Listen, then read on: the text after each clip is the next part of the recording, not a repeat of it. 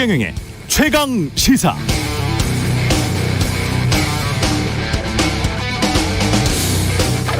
우리는 이제 직감적으로 알고 있습니다. 돈 때문에, 비용 때문에, 인건비 때문에, 수익 때문에 갑이 을에게 좀 무리하게 하라고 시켰겠구나. 본청이 하청에게, 하청은 재하청에게, 정규직은 비정규직에게. 광주에서 현대산업개발이 1년도 안 돼서 2번이나 대형 인명사고를 일으켰고, 한국전력의 김다운 씨가 사망했고, 몇 달 전에는 배달 노동자들의 과로사가 이슈였고, 몇 년 전에는 김용균 씨의 죽음이 뉴스를 뒤덮었습니다. 그런데도 달라지지 않았습니다. 정치도 언론도 우리 생각이나 마음도. 얼마 전에 한 경제신문이 이런 기사를 썼더군요. 부르는 게 값. 왕복 48만 원이 108만 원이 됐다. 수출 업체들 절규. 안전운임 때문에, 화물차 안전운임 때문에 수출 경쟁력이 상실될 위기에 처했다. 이런 기사였습니다. 코로나19로 전 세계 물류 대란이 빚어지고 물류 비용이 크게 증가한 영향은 도외시하고, 인건비가 비싸져서 과속, 과로, 졸음, 운전을 줄일 수 있겠다 싶어서 도로에서 사람 목숨 잃는 사회적 비용보다는 좀 낫겠다 싶어서 실시한 안전운임 2~3% 올린 것 때문에 수출 경쟁력이 상실될 위기에 처했다는 겁니다. 그래서 수출 기업들이 절규를 한다고 합니다. 회사도 수익도 비용 절감도 중요하죠. 중요합니다.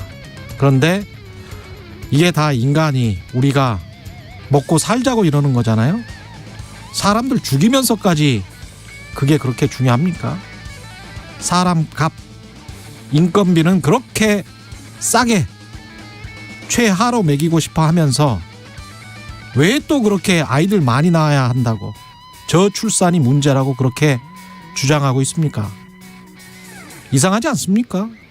모순적입니다.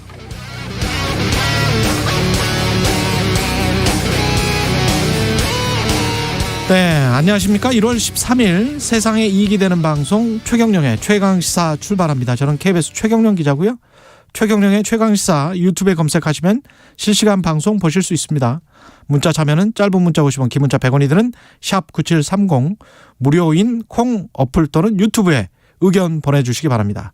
청취율 조사기간을 맞아서 방송 참여해 주신 분들 추첨해서 따뜻한 커피 쿠폰 보내드리겠습니다. 많은 참여 부탁드리고요. 오늘 1부에서는 더불어민주당 선대위의 박용진 공동선대위원장, 그리고 임서정 청와대 일자리 수석 나옵니다.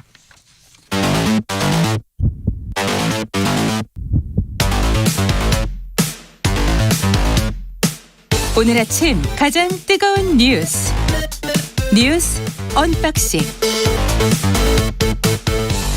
네, 뉴스 언박싱 시작하겠습니다. 민동기 기자, 김민아 시사평론가 나와 있습니다. 안녕하십니까. 예, 안녕하십니까.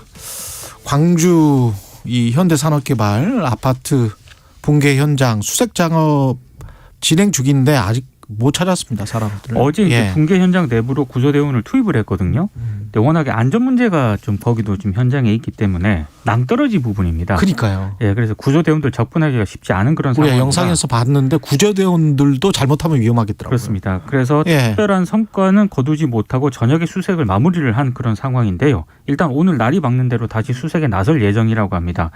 그리고 지금 어제 또 이제 각종 그 공사 현장에서 공사가 시작된 이후에 위법 행위가 이어졌던 것으로 또 확인이 됐거든요. 예. 1년 6개월 동안 지난해 11월까지 광주 서구청으로부터 모두 14차례나 각종 행정처분 받았고요.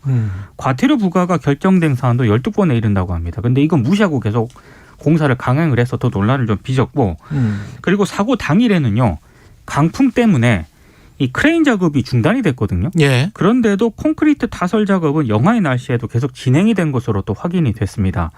원래 그 평균 기온이 4도 이하인 기상 조건에서는 반드시 보온 급열 조치 뒤에 콘크리트를 시공하도록 되어 있거든요. 근데 아무래도 콘크리트가 제대로 굳어지기 전에 그렇죠. 계속적으로 공사를 좀 강행한 것 아닌가 이런 의혹이 제기가 되고 있고요. 그 이야기 많이 하고 있습니다. 네, 지금. 광주시가 어제 현대산업개발이 광주에서 시공 중인 모든 건설 현장에 공사 중지 명령을 내렸습니다. 이 현대산업개발이 시공 중인 모든 공사 그렇습니다. 현장. 예. 지금 수습이 좀 수색을 하는 데 있어서 유족들하고 제대로 이제 소통이 되거나 그런 상황이 아닌 것 같아요. 지금 구조 당국하고. 예. 그래서 어제 뭐 이렇게 좀 이 실종자 가족들이 좀 이게 분통을 터뜨리고 뭐 이렇게 하는 그런 얘기들도 언론 통해서 많이 나왔기 때문에 좀 그분들을 향한 좀 배려가 좀 있어야 될 것 같고, 그리고 지금 말씀하신 것처럼 여러 가지 이게 문제가 있는 현장이었다라는 얘기는 여러 가지 보도를 통해서 확인이 되는데, 정작 이 HC 현대산업개발은 공기 단축이라든가 이런 것들도 없었고 모든 기준에 맞춰서 안전하게 공사를 진행하고 있었다라고 주장을 하고 있어요. 근데 그러면 이 사고가 왜 나겠습니까? 그러면 이런 일이 왜 일어나겠어요? 전혀 말이 안 되는데, 이미 법적인 책임이나 이런 것들을 모면하기 위해서 이리저리 움직이는 듯한 그런 모습들이 지금 보이고 있기 때문에 책임을 다할 어떤 그런 마음가짐을 가지는 게 지금은 이제 중요하지 않나, 이렇게 좀 책임을 피해가려고 하는 모습보다는 그런 생각이 듭니다. 근데 이런 게 말이죠. 사실은 다 이제 규제 완화 조치, 우리가 이제 조금 좀 산업도 구조조정을 해야 되고 정말 4차 산업으로 가기 위해서는 네거티브 시스템으로 규제 완화 조치를 하는 게 맞다고 저도 생각을 하거든요. 기업들에게 어지간한 것들은 규제를 하지 않고 그냥 나중에 사후에 제재를 하는 게 맞다라고 생각을 하는데, 그런데 계속 이런 일을 반복적으로 하면서 또 규제 완화는 규제 완화대로 뭐 미국식으로 유럽식으로 다 해달라고 하고, 그러면서 사람들 인명사고가 나고 그러면 벌금이랄지 과징금이랄지 또는 법원에서 선고되는 형량이랄지 뭐 이런 것들은 턱도 없이 낮고, 그걸 또 더 낮춰달라고 하고, 중대재해처벌법이나 뭐 이런 것들은 네. 너무 또 기업에 부담된다고 하고 이런 식으로 자꾸 빠져나가잖아요. 그러면서 사람들 죽이고, 그리고 제가 오프닝에서도 말씀드렸습니다마는 그러면서도 계속 아이는 낳아달라고 하고, 그러면 인간에 대해서 도대체 어떻게 생각하고 있는 겁니까? 그러니까 이런 문제가 예. 생기면 법을 막 만들지 않습니까? 법을 예. 만들고 제도 개선을 하고 뭘 하는데, 첫째로 이 법을 만드는 과정에 개입을 해서 이런 이제 뭐 지금 말씀드린 이제 건설 회사라든가 그다음에 이제 대기업이라든가 법을 만드는 과정에 여러 가지 의견을 제시하고 개입을 해가지고 그 법을 이제 누더기로 만들고, 그리고 그 누더기로 만들어진 법이 현장에 적용이 되면 그러면 별로 그 효력이 없을 거 아니에요. 예. 그럼 또 봐라, 이 법을 만들었지만 효력은 없다. 그렇죠. 이렇게 주장을 합니다. 그러면서 법이 미칠 수 있는 범위도 다 요리조리 빠져나간 다음에 역시 효력이 없다. 그러니까 이런 규제는 역시 소용이 없고 다른 인센티브를 통해서 이런 사고를 막을 수 있도록 하는 그런 게 필요하다. 뭐 이런 얘기를 막 해요. 그렇죠. 실제로 이제 그런 체제를 적용한다고 사람을 이 비용으로 따지는, 사람의 목숨까지 비용으로 따지는 그런 어떤 태도가 바뀌는 것이냐? 그렇지도 않습니다. 또 결국은 이제 영원히 돈을 벌기 위해서는 모든 걸 다 할 수 있는, 효율성을 그렇죠. 위해서는 모든 걸 다 할 수 있는 그런 체제만 유지가 되는 거죠. 그래서 그런 것으로는 안 되고 자꾸 이런 사고가 날 때마다 느끼는 것이지만, 결국은 뭘 우선순위에 놓는 거냐에 대해서 우리 사회가 명확하게 합의를 해야 되고, 그 합의한 거에 비추어서 모든 이제 이 기업들도 그렇고 그 기준에 맞춰서 규제를 완화하든지 말든지 해야 되는데, 그 논점은 어디 가고 없고 계속 이제 뱅뱅 도는 것 같은, 핵심을 뱅뱅 돌면서 피해가는 것 같은 그런 모습만 계속 보여서 안타깝습니다. 그러니까 이 노동이사제가 국회 본회의 통과했잖아요. 그렇죠. 근데 공공부문이거든요. 예, 공공부문이에요. 예. 그 민간 부문에 대해서 예. 이 노동이사제가 또 이 영향을 받을까봐 그렇죠. 또 경영계에서는 민간 부문은 안 된다라는 입장을 내놓기도 했는데, 근데 공공부문은 저도 공공부문에 있습니다만은 네. 노동이사제가 필요할 정도인지는 모르겠어요. 사실은. 네. 그러니까 노동계는 어떻게 생각할지는 모르겠습니다만은 한쪽에서는 너무 과대 보호되어져 있는 것 같고, 제 느낌은 그렇습니다. 그리고 대부분의 중소기업들이랄지 민간 현장에서는 이거는 거의 권리가 없어요. 노동자로서의, 직장인으로서의 권리가 없어요. 그리고 법만 있는 거죠, 그냥. 그리고 공공부문 노동이사제 같은 경우에도요, 대부분 이게 한 명 그렇죠. 경우가 많거든요. 한 명이 뭐 하겠어요. 그래서 그 권한과 역할도 미비하다, 이런 또 평가도 나오고 있는 상황입니다. 노동이사제 같은 경우에는 양쪽의 시선이 있는 것 같아요. 지금 말씀하신 것처럼 노동이 추천한 이사가 들어가가지고 노동자의 이익을 막 대변하고 그런 이 구실이다 뭐 이렇게 보는 시각도 있지만 또 반대편에서는 그런 시각도 있습니다.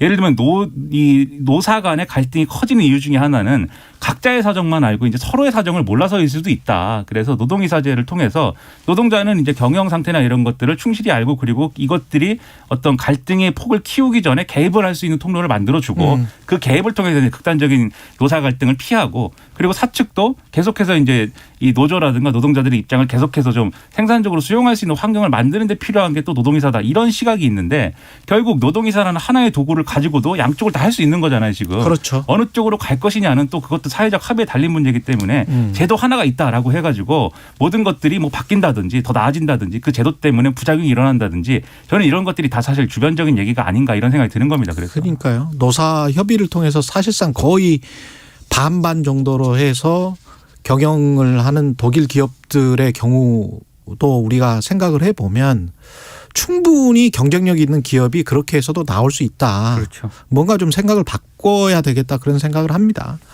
예, 이재명 후보의 변호사비 대납 의혹 관련된 사망자 이름이 나왔기 때문에 이름을 말하겠습니다. 고 이병철 씨가 사망했죠. 예, 이 사건 가지고 이제 정치적으로 좀 논란이 되는 것 같습니다. 서울 양천구 모텔에서 숨진 채 발견이 됐는데 어제 경찰이 일단 외상이라든가 침입 정황이라든가 극단적 선택을 의심할 만한 정황이 발견되지 않았다. 이렇게 입장을 밝혔고 사망 현장에서 유서도 발견이 안 됐거든요. 그래서 일단 부검을 진행할 방침이라고 합니다. 이병철 씨는 그 경남 창원에 원래 거주를 하고 있었는데 시민단체 활동 등을 이유로 서울을 이제 자주 오갔다라고 하고요. 약 3개월 전부터 이 모텔에 투숙을 하고 있었다라고 하는데 뭐 많이 보도가 됐습니다만 이 씨는 2018년 이재명 후보가 공직선거법 위반 사건 변호인인 모 변호사에게 수임료 명목으로 현금 3억 그리고 상장사 주식 20억 정도를 줬다는 내용이 담긴 녹취록을 한 시민단체에 제공했던 그런 인물이고요. 이 시민단체가 검찰에 이재명 후보를 지금 고발을 했고 수원지검에서 사건을 수사 중인데 유족의 위임을 받은 대변인이 있거든요. 예. 백광현 유족 대변인이 어제 이런 얘기를 했습니다. 어제 많은 보도가 막 쏟아졌는데 그 보도 중에 하나가 뭐 평소 고인이 좀 건강이 안 좋았다. 뭐 당뇨를 앓고 있었다. 이런 이제 보도가 있었는데 이 보도를 가짜뉴스라고 일단 얘기를 했고 아직 부검도 실시하지 않은 그런 상황에서 뭐 극단적 선택과 같은 추측은 자제해달라 이렇게 당부를 하기도 했습니다. 그러니까 이게 어쨌든 이분이 돌아가신 거잖아요. 이유는 네. 지금 모르고 그러면 최소한 이제 부검을 지금 진행해야 된다고 하니까 이 사인이 좀 나오고 그리고 이분이 왜 돌아가셨는지 전후 맥락들이 확인이 되고 그런 상황에서 이제 정치권에서 이걸 가지고 얘기를 했으면 좋겠는데 지금 너무 이 한 분이 돌아가신 거에 대해서 어떻게든 정치적으로 이용하겠다라는 게 그렇죠. 너무 명확해 보이는 이 상황이 상당히 유감스러운 게 인과관계가 전혀 밝혀지지가 않았어요. 예. 그렇죠. 그리고 이제 이 김기현 원내대표 같은 경우에 이걸 간접살인이다라고까지 얘기하면서 이재명 후보를 이제 공격을 했고 이 검찰총장 면담을 요구하면서 대검 앞에 가가지고 이제 농성 비슷하게 이제 움직임도 있었는데 거기 피켓에도 뭐 간접살인 얘기가 써 있고 이렇습니다. 간접살인이라는 게 뭐냐? 이것은 이재명 후보에 대해서 무슨 유불 이런 걸 떠나서 돌아가신 분에 대한 이게 예의인가? 저는 이게 상당히 의문이고 그리고 이분이 빈소가 있을 거 아닙니까? 예. 빈소에다가 조기 이런 걸 막 보내요. 국민의힘이. 근데 이분이 생전에 얼마나 국민의힘의 김기현 원내대표하고 윤석열 후보하고 긴밀한 관계였는지는 모르겠으나 예. 거기에 이제 조화를 바로 이렇게 보내고 하는 그런 행동도 지금은 정치적으로 다 해석이 되고 있는데 그래서 실제로 그 조화와 조기를 놓고 이제 뭐 이렇게 실랑이도 있었거든요. 현장에서 보도를 보면은. 이런 일들을 왜 하고 있는가 의문이고 그리고 이재명 후보 측에서도 선대에서 입장을 냈어요. 이 부분에 대해서. 이재명 후보하고는 이제 관계가 없는 인물이고 고인의 명복을 빌고 뭐 이렇게 유감스러운데 이분이 지금 앞서 말씀드린 이제 이른바 이제 이 변호사비 대납 의혹 의혹의 제보자. 그렇죠. 제보자라고 되어 있는데 언론이 예. 그렇게 보도를 하고 있는데 그게 아니고 이분은 녹취록을 조작한 것으로 해서 우리가 고발을 했다. 이렇게 설명을 하고 있습니다. 그래서 이 고발 의혹이 있는 조작 의혹이 있는 사람이라고 표현해야 된다. 이렇게 주장하고 있는데 그것도 제가 볼 때는 이재명 후보에게 피해가 너무 클 것 같으니까 언론 보도나 이런 것들을 이런 방식으로 해달라고 지금 요구하는 거잖아요. 그렇죠. 그런 태도로 이 사안을 볼 것인가가 상당히 저는 왜 이렇게 정치가 이상한 정치다 다들 저는 참 여러모로 유감스럽습니다. 조금 진실이 가려질 때까지 시간이 필요한 것 같습니다. 지금으로서는 아무런 판단을 할 수가 없는 그렇죠. 그런 상황이기 때문에 예, 제가 가지고 있는 팩트도 없고 관련해서 한 분이 돌아가셨다는 것만 우리는 알고 있는 것이고요. 그다음에 어떤 진실이 밝혀지든지 그것과 관련해서는 만약에 뭐 어떤 대선 후보와 관련이 있다거나 어떤 사건과 관련이 있다거나 그러면 우리는 당연히 이제 이야기를 해야 되겠죠. 그렇죠. 근데 아직까지는 아무런 고리는 나오지는 않았습니다. 확인된 건 없습니다. 김건희 씨 관련돼서도 이거는 무슨 이야기입니까? 7시간이 통화 녹음이 몇 개월 동안 어떤 사람이 김건희 씨랑 통화를 했다는 거죠? 그러니까 이게 오마이뉴스가 어제 보도한 내용인데 오마이뉴스 보도 내용은 이렇습니다. 한 매체 기자가 지난해 6개월 동안 윤석열 후보 부인인 김건희 씨와 통화한 내용이 조만간 공개가 된다. 통화 전체 분량은 약 7시간 정도 되고 그 내용에는 뭐 문재인 정부 비판이라든가 조국 전 장관과 검찰 수사 등의 내용이 담겨 있다. 이런 식으로 이제 보도를 했습니다. 그러니까 여기에 대해서 이제 국민의힘이 일종의 다른 어떤 언론사가 이런 내용을 보도할 것이다라는 예고 기사 성격이었거든요. 예. 그러니까 국민의힘이 이제 큰 지상파 방송사가 그렇습니다. 예. 여기에 대해서 이제 입장을 내놨는데 오마이뉴스 예고 보도가 나온 뒤에 정치 공작으로 판단된다면서 법적 대응을 예고를 했고요. 이 과정에서 그 유튜브 채널 서울의 소리라는 그 매체가 있습니다. 예. 그 매체 기자라는 사실이 밝혀졌고요. 이 서울의 소리 소속 기자가 지금 이제 녹취를 한 것으로 되어 있는데 김건희 씨와 그렇습니다. 이 통화를 기자를 실제로 하긴 했어요. 실제로 한 7시간 정도 한 이제 당사자인 거죠. 몇 개월 동안. 그렇습니다. 예. 그래서 국민의힘 쪽에서 이 기자를 공직선거법 및 통신비밀보호법 위반으로 고발했다라고 지금 밝힌 그런 상황이고요. 일단 만약에 이 국민의힘 쪽에서는 녹음 파일을 공개 보도하는 매체에 대해서도 강력하게 법적 조처를 취하겠다라고 얘기를 했는데 일단 국민의힘의 그 입장은 이 해당 기자가 인터뷰가 아닌 사적 통화를 한 15차례 정도 했다라고 하고요. 사적 통화다. 사적 통화였다. 그리고 김건희 씨에게 악의적 의혹 제기자에 대한 대응을 도와주겠다는 거짓말로 접근을 해서 모든 대화를 몰래 녹음했다라고 주장을 하고 있습니다. 근데 여기에 대해서 서울의 소리 쪽에서 또 입장을 내놓았거든요. 예. 처음부터 기자라고 신분을 밝혔고 통화를 했고 기자라고 신분을 밝혔다? 예, 그건 서울의 소리 쪽의 입장이고요. 그리고 왜 본인들이 보도를 하면 되지 그걸 다른 방송사에 넘기느냐 이제 이런 얘기도 나오고 있는데 예. 거기에 대해서는 자신들이 보도하면 신뢰도가 좀 떨어질 가능성이 있기 때문에 공익적 차원에서 방송사에 제보하게 된 것이다라는 입장을 밝히고 있습니다. 본인들은 인터넷 매체니까.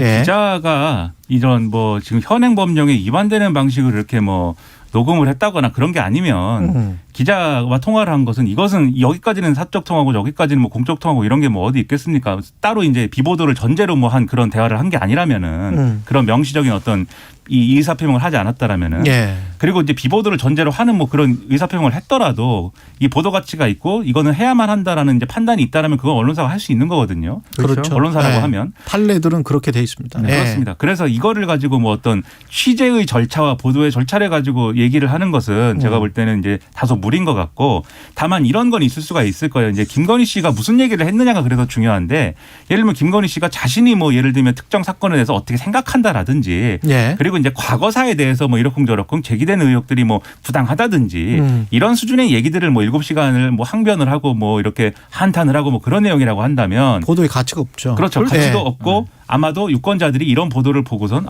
참 이건 피곤하다.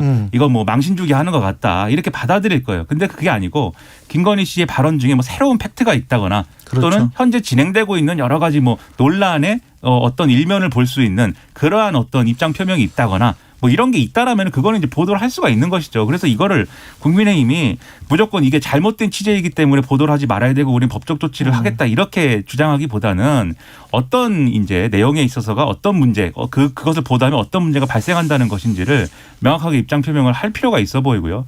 그리고 김건희 씨도 그런 건 있어요. 아무튼 후보의 배우자다 보니까 관심이 막 집중되고 예. 그리고 검증 대상은 후보가 돼야 되는데 왜 내가 검증 대상이 돼야겠느냐라는 항변도 할 수가 있겠지만 피할 수 있는 일은 아니거든요. 그런 취재가 되고 이런 것들은 그렇죠.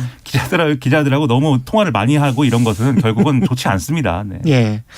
근데 그 통화 내용만 가지고 보도를 한다면 그거는 좀 문제가 될 것 같아요. 제가 보기에는. 그렇죠. 예. 근데 그렇죠. 다른 어떤 방증 취재가 있고 그래서 다른 뭐 거기에 언급된 어떤 사람이 있다면 그 사람에게 또 다시 질문을 해보고 또 다른 어떤 물적 증거가 있고 그렇죠. 어떤 정황이 있고 그때 그 사건이 어땠는지 다시 유추해보고 그러면서 이제 그런 것들이 취재거든요. 그렇습니다. 근데 그런 취재 작업이 있고 그게 공적인 가치가 있고 알려야 될 의무가 있다. 그리고 우리는 이거는 표현의 자유의 영역에 속한다라고 언론사가 판단을 하면 그거는 언론사가 책임을 지고 보도를 해야 되는 겁니다. 일요일에 사후 책임도 마찬가지로 져야 되는 것이고요. 일요일에 예. 이 보도가 된다라고 하니까 그걸 좀 지켜보면 될 것 같습니다. 예. 설마 그 보도라는 게 이제 7시간 뭐 이 목소리를 줄줄이 트는 뭐 그런 방식은 아닌 거고. 그렇게 하면 안 돼요. 그건 아니겠죠. 그거는 정말 망신주기다 이런 예. 얘기 나올 수밖에 없는 거고 최경영 예. 기자 말씀하신 대로 예. 김건희 씨가 말한 걸 토대로 한 어떤 내용들이나 이런 것들을 정리한 그런 보도여야겠죠. 예, 알겠습니다.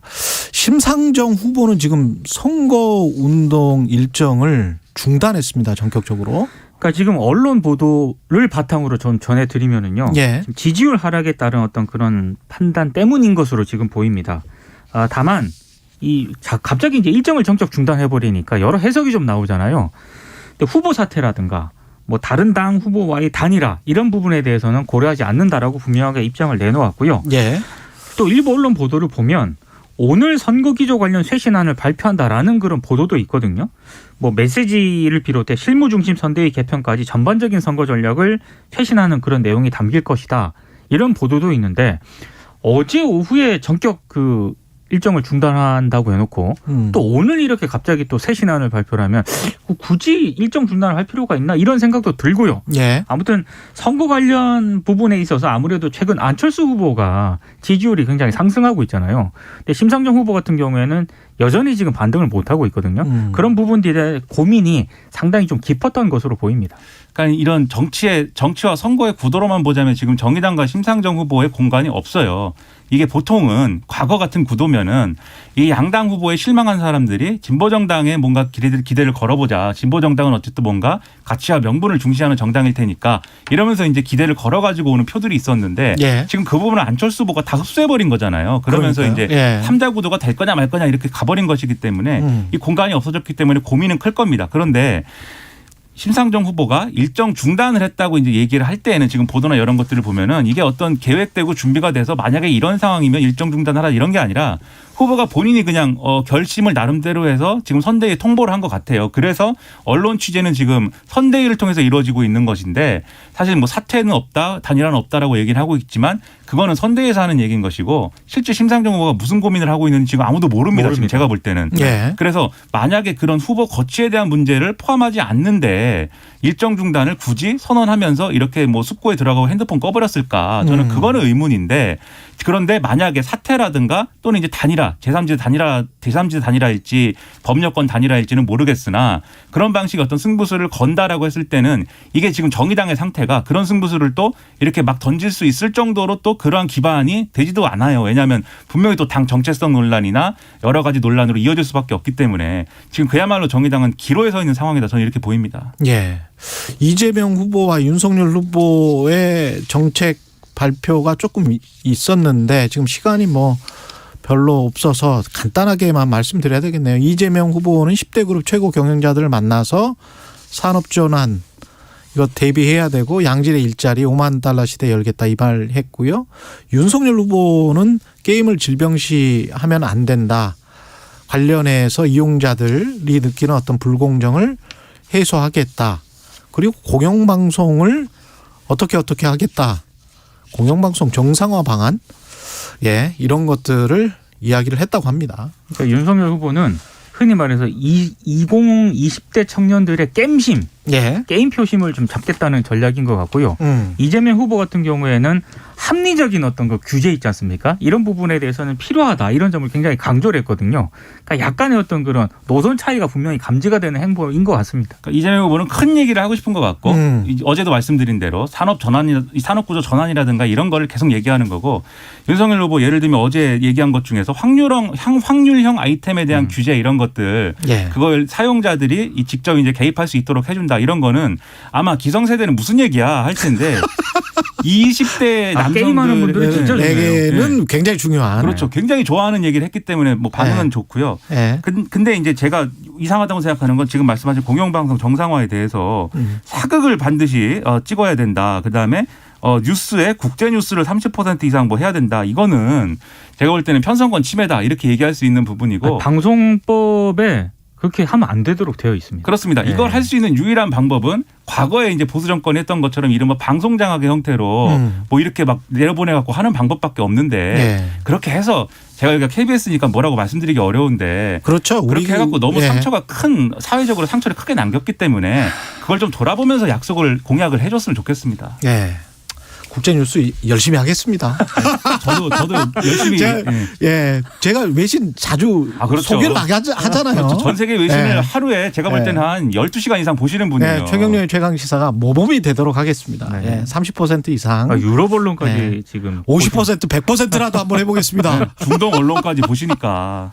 그리고 잊어버릴까 봐 그러는데 김민하 평론가가 언박싱 퀴즈를 내야 됩니다. 언박싱 퀴즈 내주세요. 네, 정치율 조사기이기 때문에 제가 언박싱 퀴즈를 내는데요. 다음 달 4일 개막하는 베이징 동계올림픽에 대해서 외교적 땡땡땡에 동참하는 국가가 늘어나고 있다라는 보도입니다. 국제뉴스네. 국제뉴스입니다.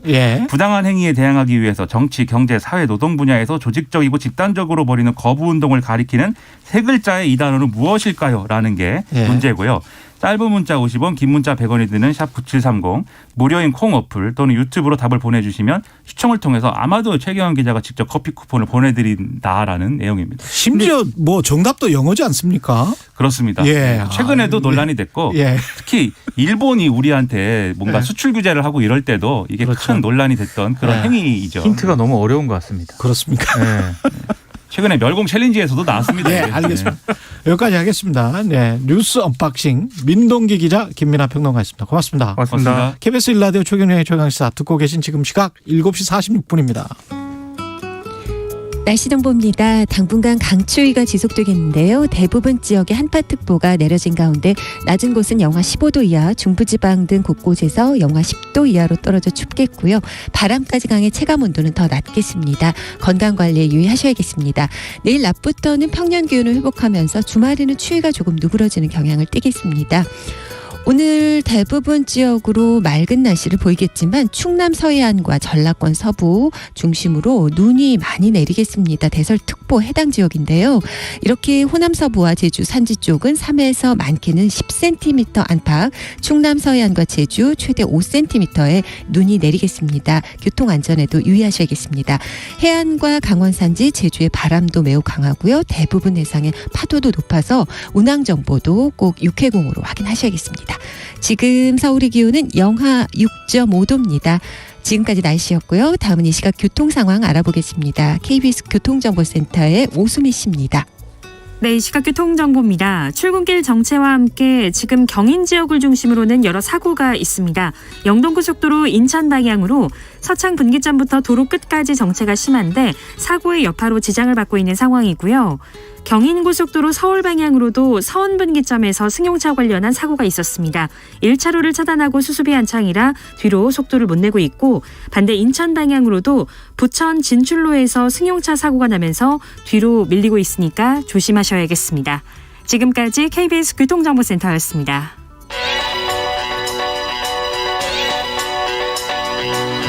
최강 시사 전민기의 눈.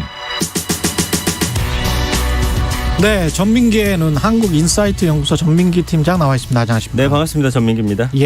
오늘은 전기차와 관련된 사람들의 인식. 그렇습니다. 빅데이터로 알아보겠습니다.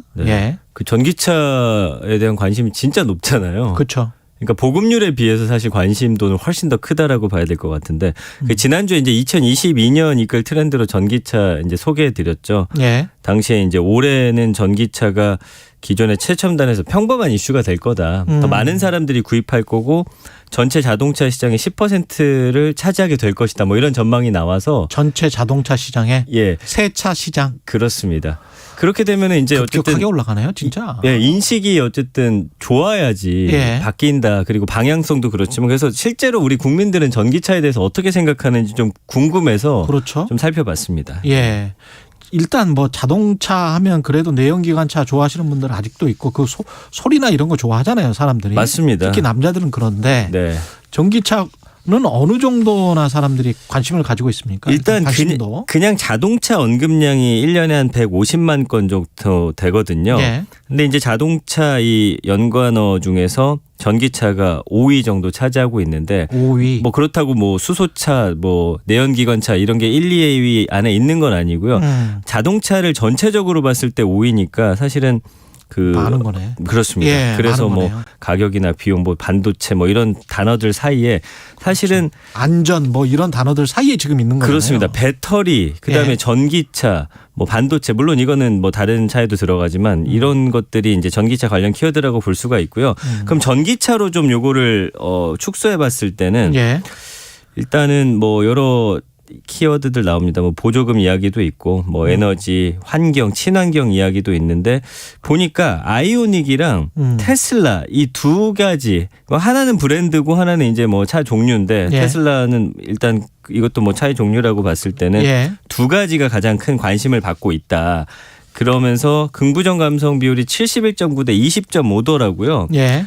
그래서 어떤 단어들이 있나 봤더니 굉장히 긍정적이네요. 그렇습니다. 예, 뭐 안전하다, 예. 안정적이다, 기대가 크다, 호조, 세계적이다, 성장하다, 대세다, 이제는 예. 친환경적이다. 예. 뭐 이런 키워드들로서 전기차에 대한 어떤 호감도가 상당히 높다라는 거를 좀 알 수가 있습니다. 쭉 이렇게 좋았었던 겁니까? 아니면 갑자기 좋아진 겁니까? 그래서 제가 이제 예. 궁금해서 2014년 반응을 봤더니 그때도 74.3 대 16.8이에요. 비슷하네. 근데 예. 이제 그때 당시에는 어떤 기대감, 뭐 가능하다, 세계 최초다, 너무 혁신적이다, 앞으로 시장이 확대될 것이다.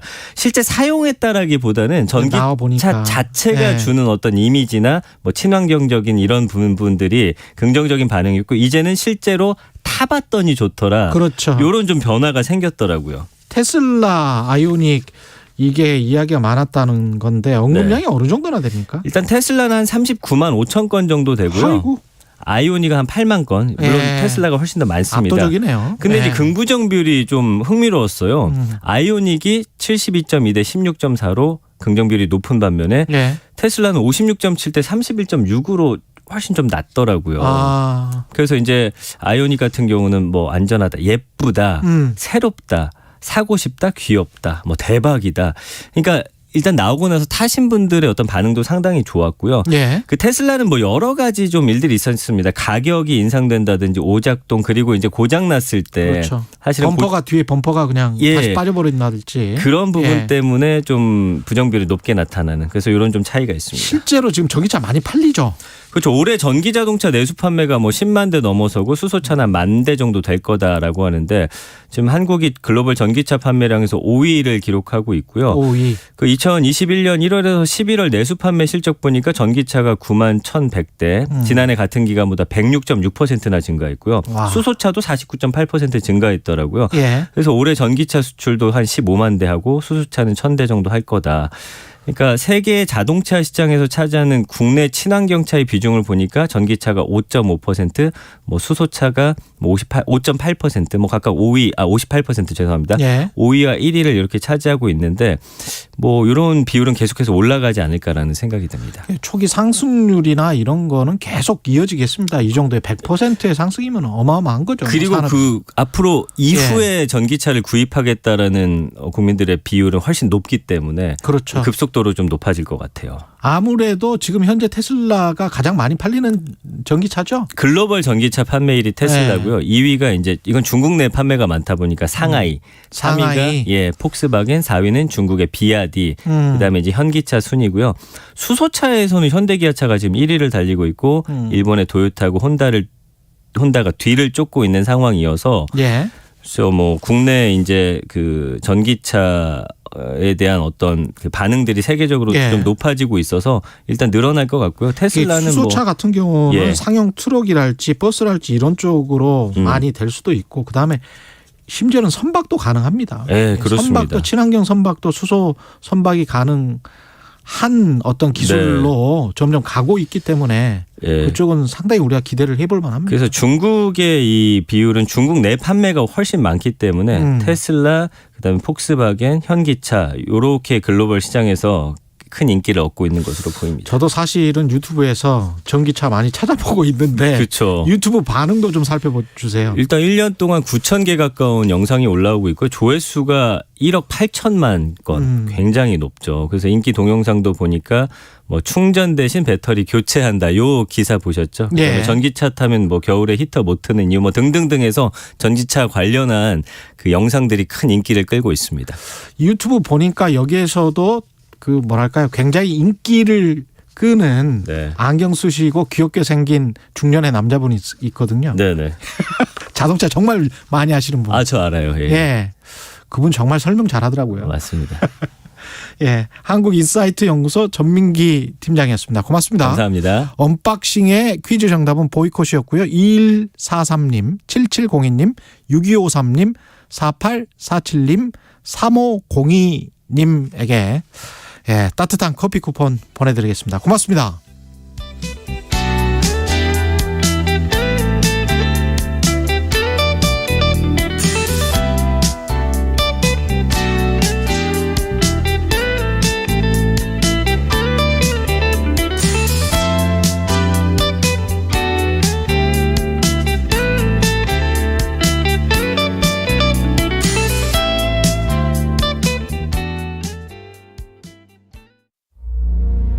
김홍민 대장 삶 자체가 살아긴입니다. 2022 KBS 연중기획 기억을 기록하다. 이제 김홍민 대장은 맥킨리 등반 때 열 손가락을 잃었죠. 처음에 산에서 손가락을 잃고 장애인이 되는 산을 원망하고 삶에 대한 좌절이 많았었는데 에베레스트 등정을 통해서 다시 자신의 삶을 되돌아보고 장애인이지만은 이루지 못할 것이 없다는 자신감을 갖게 되었습니다. 그리고 자신의 도전을 보면서 본인이 14자 등반을 하고 나서 장애인이나 우리 청소년들에게 도전과 희망을 주는 역할을 좀 하겠다라고 하는 그런 이야기들을 자주 했었습니다. 김홍민 대장은 인류의 한 사람입니다. 14자 등정을 성공하고 또 14자 완등을 위해서 도전을 멈추지 않고 갔던 것은 모든 분들에게 희망을 주기 위해서 그렇게 산을 오르지 않았나 이런 생각을 해봅니다.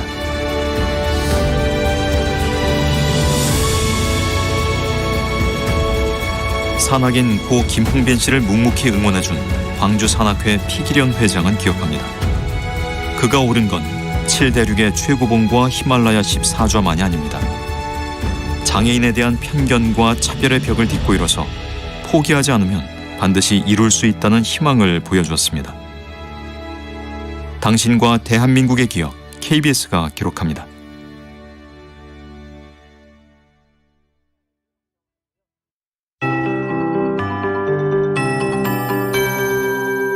KBS 58분 날씨.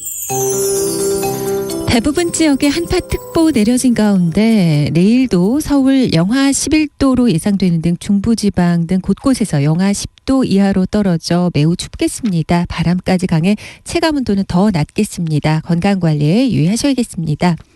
현재 백령도와 충남 서해안, 제주 등에 눈이 내리고 있습니다. 오늘 오전에는 북쪽을 지나는 기압골의 영향을 받아 곳곳에서 이렇게 눈이 내리겠고요. 오후에는 서해상의 해기차에 의해 호남과 제주에 눈이 쏟아지겠습니다. 특히 대설특보가 발효 중인 충청 서해안과 호남, 제주 산지에 강한 눈이 집중되겠습니다. 이들 지역으로는 3에서 많게는 10cm 안팎의 눈이 쌓이겠고요. 충남 서해안과 제주에 1에서 5cm 정도의 눈이 오겠습니다. 결빙되는 구간 많겠습니다. 교통 안전에 유의하셔야겠고요. 내일까지 강풍과 눈, 또 해상에선 파도로 인해 운항 차질 예상됩니다. 항공기와 또 여객선 이용하실 때 운항 정보 확인하시는 게 좋겠습니다. 오늘과 내일 전국 해안과 제주, 강원 산지에 바람이 매우 강하겠고 그 밖의 지방도 바람이 강하게 불겠습니다. 해상에서도 파도가 1.5에서 4m, 먼 바다는 최대 6m까지도 일겠습니다.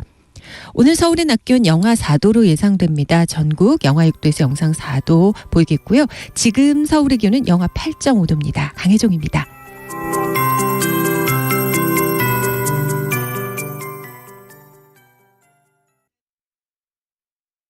정성을 다하는 국민의 방송 KBS가 8시를 알려드립니다. AM 711kHz, FM 97.3MHz, KBS 1라디오입니다. HLKA.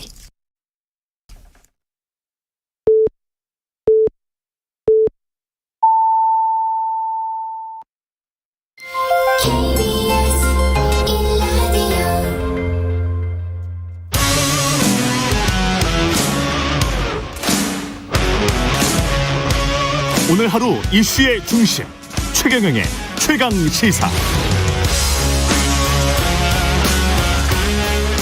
네, 오늘 2부에서는 더불어민주당 선대위의 박용진 공동 선대위원장 만납니다.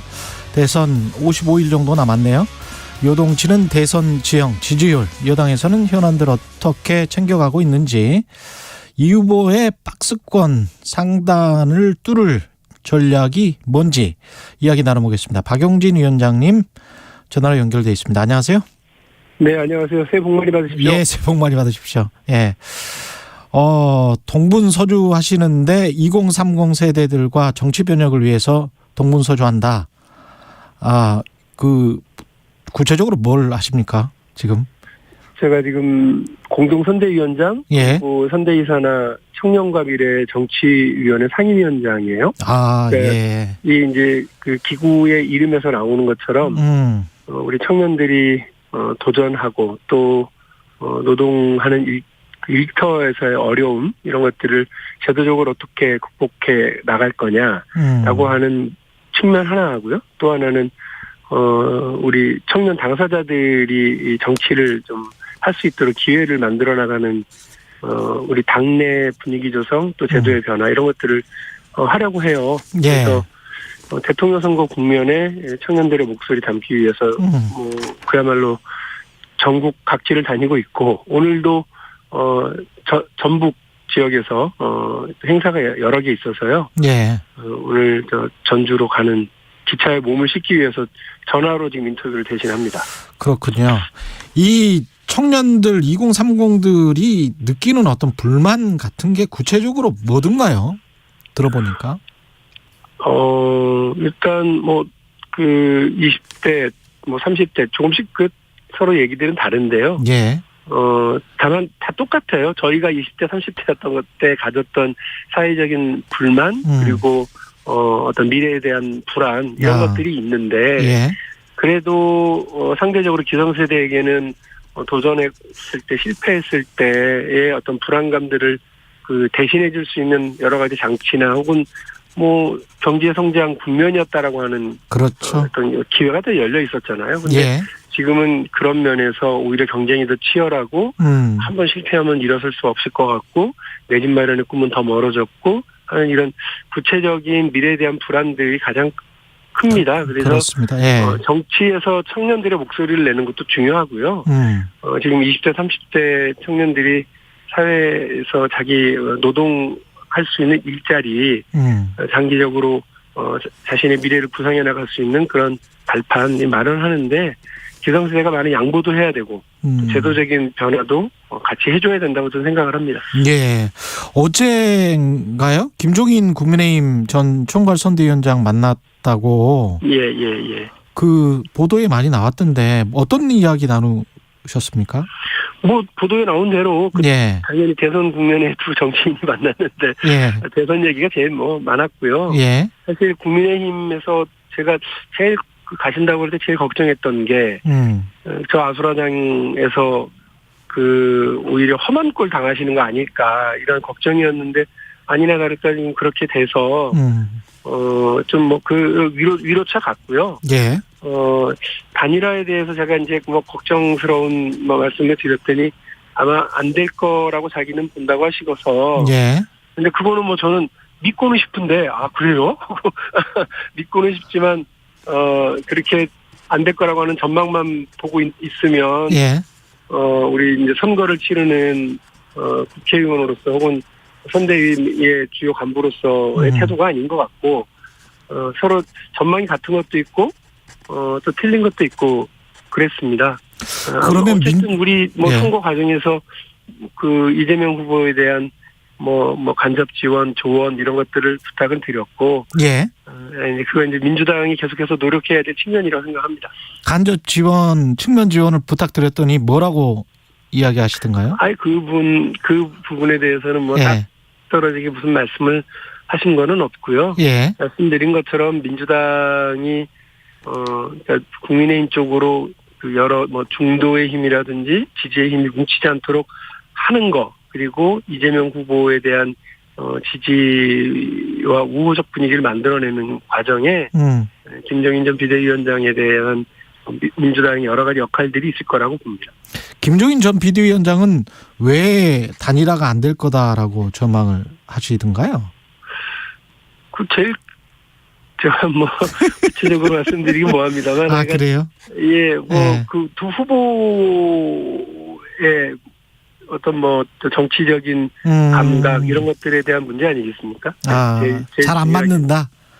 아니 그 단일화라고 하는 게 그 합치면 이긴다고 하는 산수가 가능해야 하고 또 서로 내가 이길 거라고 하는 아전인수가 가능해야 되는 거 아니겠어요? 예. 그런데 지금 뭐 산수는 가능한데 아직 아전인수까지 되나? 뭐 이런 부분은 서로 조금 뭐 있어서 제가 볼 때는 설 직후 이제 뭐 이런 상황이 올 것 같아서 상당히 저는 걱정스럽게 보고 있고 그래서 그 뭐 어쨌든 오게 될 뻔한 정치적 뭐 과정일 거다라고 상정하고 대비하는 것이 저는 현명하다고 생각합니다. 그렇군요. 앞으로 지원 요청이나 이런 것들을 계속 해나가실 생각입니까? 김종인 전 위원장에게? 이심전심 민주당 안에서 많은 분들이 아마 그런 노력들을 하실 거라고 알고 있고요. 어쨌든 김종인 비대위원장이 윤석열 후보를 다시 도우러 가는 일은 없어야 하고 없도록 하려고 합니다. 예, 그렇군요. 어제 발표된 YTN 조사 결과로 보면 판세가 좀 뒤집힌 것 같다 다시. 아니면 또 뭐 계속 살짝 오차범위 내에 있는 것 같다. 뭐 이런 이야기인데 어떻게 보세요? 그 선거에 이제 본격적으로 하고 나서도 아마 이런 여론조사는 계속 뭐 등락을 거듭할 수밖에 없다고 생각을 해요. 그리고 지금 보면은 민주당의 지지층은 거의 다 결집을 했고요. 오히려 그동안 우리가 이기는 것처럼 보였던 이유는 국민의힘 지지층이 흩어졌어요. 윤석열 후보에 대한 실망, 이런 것들, 불안감 이런 것들 때문에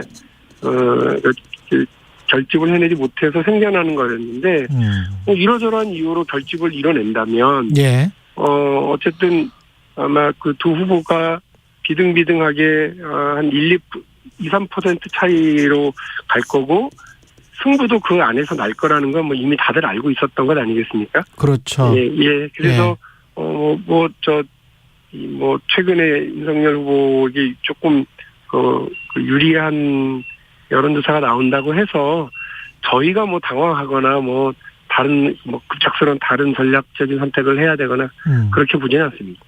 근데 지난번에 서울시장 후보 서울시장 경선 선거 때 보면 오세훈 후보하고 박영선 후보하고 2030 특히 남성에서 한 2배 정도 차이가 났던 걸로 제가 기억을 하거든요. 이게 혹시 이준석 대표도 그렇고 윤석열 후보의 행보도 그렇고 여성가족부 폐지랄지 병사월급 200만 원, 뭐 멸공 캠페인 뭐 이런 것들이 이른바 이제 이대남에 집중돼 있는 거 아닙니까? 어떻게 보세요? 이런 것들은? 저는 한 번 이겼으니까 또 이길 수 있다라고 하는 그런 단순한 방식으로 하는 건 오히려 패배를 자초할 거라고 생각을 해요. 네. 그래서 이대남 자체 결집시킨다고 아까 말씀하신 것처럼 멸공 캠페인하고 여가부 폐지하겠다고 얘기하고 이거야말로 그 사회 갈등을 정치적으로 악용하는 것 아니겠어요? 저는 이거 지역 감정 이용하는 지역주의 정치보다 더 나쁜 정치라고 생각합니다. 예. 이게 당장의 효과는 있죠. 그러나 효과가 있다고 이 분열 정치를 막 자행하는 거, 저희 일종의 정치적 자행이라고 생각하고 이거는 악마의 속삭임이다. 단장은 달콤한 그 느낌을 가질 수 있을지 모르지만 대한민국을 더 분열시키고 더 갈등을 촉발하는 일이 어떻게 대통령을 하겠다는 사람의 일일 수 있습니까? 아니 저는 그 장보러 갔다고 그러길래 우리 국민들이 걱정하는 시중의 물가, 생활 물가 올라간 거, 인플레이션에 대한 대책을 말하기 위해서 간 줄 알았더니 멸치하고 콩하고 합쳐가지고 멸공 캠페인이나 하는 그야말로 초등학생 수준의 이런 일을 그 당과 그 당의 후보가 한다? 윤석열 후보가 이런 걸 했다? 저는 어안이 봉봉했어요. 대한민국 국민들이 세계 최고의 교육 수준과 정치적 감각을 가지고 계신 분들이고 대통령 선거를 임할 때는 내가 대통령이 된다면이라고 하는 정도의 생각들을 다 가지면서 후보의 자격과 자질을 검증하시거든요. 예. 이분들이 이 멸치콩 캠페인이라든지 여가부 폐지라고 하는 그 국민의힘 내부조차도 단일한 목소리가 나오지 않아서 허둥지둥되는 이런 일들을 보면서 과연 거기를 찍을까요? 이대남에게 조금 반짝 무슨 효과를 거둔다고 생각한다고 하면 저거 착각이라고 보고 오히려 정치적 중상을 면치 못할 거라고 생각합니다. 이번 대통령 선거에서.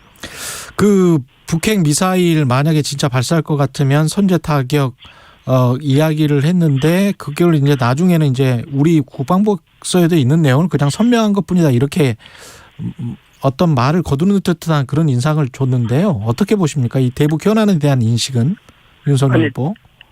그때 제 질문은 정확하게 모르겠습니다만 기자들이 지금 북이 이렇게 미사일 개발을 고도화하고 그렇죠. 있는데 예. 어떻게 대응하시겠습니까? 물었겠지. 맞아요. 그렇게 물었어요. 서울을 향해서 쏘려고 하는데 어떻게 하시겠습니까? 묻지는 않았을 거라고요. 예. 근데 대뜸 선제 타격 얘기를 하는 건 국방백서에 있는 어떤 그 대응 조치를 어떻게 할지에 대해서는 당연히 그렇게 해야죠. 우리를 향해서 쏘려고 하는 그 조짐이 분명하고 이렇다고 그러면 당연히 저는 거기에 대한 대응을 이렇게 한다라고 하는 국방부 차원의 군사적 대응 전략은 가지고 있는 거 맞죠. 그러나 지금 고도화하고 있는 북의 핵무기와 그 미사일과 관련된 탄도미사일과 관련된 이 부분에 대해서 어떻게 할 거냐고 물어보는데 당장 선제 타격부터 한다고 그러면 이거는 그야말로 호전적이고 대책 없는 근시안적 태도가 아니겠어요? 얼마나 불안합니까? 그러니까 이거를 막기 위해서 국제사회가 어떻게 노력을 하고 있고 우리는 외교적으로 어떤 노력을 더 기울여야 된다. 그리고 북이 원하는 것이 뭐라고 생각하는데 이 부분에 대해서 서로 맞춰나갈 수도 있다. 그러나 강력한 안보의 의지를 분명히 하면서 이 부분들을 하기 위해서 우리도 대응 전략, 억제력을 갖추기 위해서 이런 노력들을 기울이는 게 많잖아요. 네. 우리도 미사일 관련해서 더 개발하고 또 SLBM 발사할 수 있도록 잠수함 개발도 하고 이러면서 문재인 정부 들어서서 군사 예산, 국방 예산이 더 역대 정권에서 최고 많습니다. 네. 이렇게 군사적인 강력한 안보 앤드 국제적인 협력 노력 이런 걸 다양하게 하고 있다 이렇게 하는 것이 맞지. 일단 덮어놓고 선제 타격 이렇게 해버리시면 저는 이거는 어떤 옵션을 설명하는 게 아니라 얼마나 이런 문제에 대해서 근시안적으로 다루고 있고 단순하게 바라보고 있는지를 드러내는 일이라고 생각을 합니다. 아주 저는 비판적으로 봅니다. 예. 그 두 가지 질문이 남아 있는데 한 가지는 이재명 후보 관련해서 이제 변호사비 대납 의혹 제보자 이모 씨가 숨진 채 발견된 것 이거는 이제 야당에서 의문의 죽음이다 이러면서 공세를 펼치고 있고요. 또 반면에 또 김건희 씨가 한 기자와 7시간 동안 통화한 내용이 곧 언론에 보도될 것이라고 하는데 이건 또 국민의힘에서는 정치 공작이다. 방송할 경우 법적 조치를 경고하겠다. 이렇게 지금 어떻게 보면 상황 자체가 의도치 않게 장군멍군이 된 것 같은 그런 상황인데 어떻게 보십니까? 네, 제가 이제 앞서 그 북의 선제 타격 얘기와 관련해서 예. 또 그렇게 말씀을 드렸는데 이게 무책임한 얘기들 하시면 안 되거든요. 그 선제 타격 얘기에서 뭐 북을 놀라게 하는 게 아니라 우리 국민들 가슴을 쓸어내리게 하는 얘기잖아요. 예. 그 마찬가지로 이런 뭐 불행한 일, 연이은 죽음 이런 부분에 대해서 정치적으로 이 죽음을 악용하고 이용하려고 하는 모습을 보이시는 거, 그 저는 별로 타당치 않다고 생각을 합니다. 당장 막 이거를 뭐 악용해갖고 그 이익을 볼 것 같고 뉴스의 중심에 설 수 있을 것 같고 그러지만 이게 합리적이지 않잖아요. 여기다가 어떻게 간접살인이라고 하는 단어를 자꾸 붙이고 국민적 불안을 부추기려고 하는지 잘 모르겠어요. 예. 저는 민주당도 이재명 후보도 대장동과 관련된 어떠한 의혹과 관련해서도 수사를 철저히 하라고 하는 것. 두 번째, 정치적으로 이러한 국민적 의문과 분노를 풀기 위해서 토론의 장으로 나와서 그걸 토론을 하자라고 하는 적극적 제안을 하고 있잖아요. 예. 그런데 토론은 피하고 수사와 관련해서는 그거를 특검과 관련해서도 자꾸 같은 얘기 반복하면서 그 일부 전진을 만들어내는 데에는 지지부진한 국민의힘의 저 정치력과 저 태도는 도대체 뭔가 싶어요. 그러니까 시간 끌기 한다고 해서 저희를 비판하면서 왜 있는 제도조차도 제대로 활용해서 그 특검을 출발시키려고 하지는 않는지 너무 답답하고요. 예. 그리고 뭐 김건희 씨 관련해서도 또 뭐 법적으로 그냥 이렇게 뭐 알 권리라든지 이런 거 다 그냥 묻어버리고 하시려고 그러는 것 같은데 사실 별로 관심 없어요.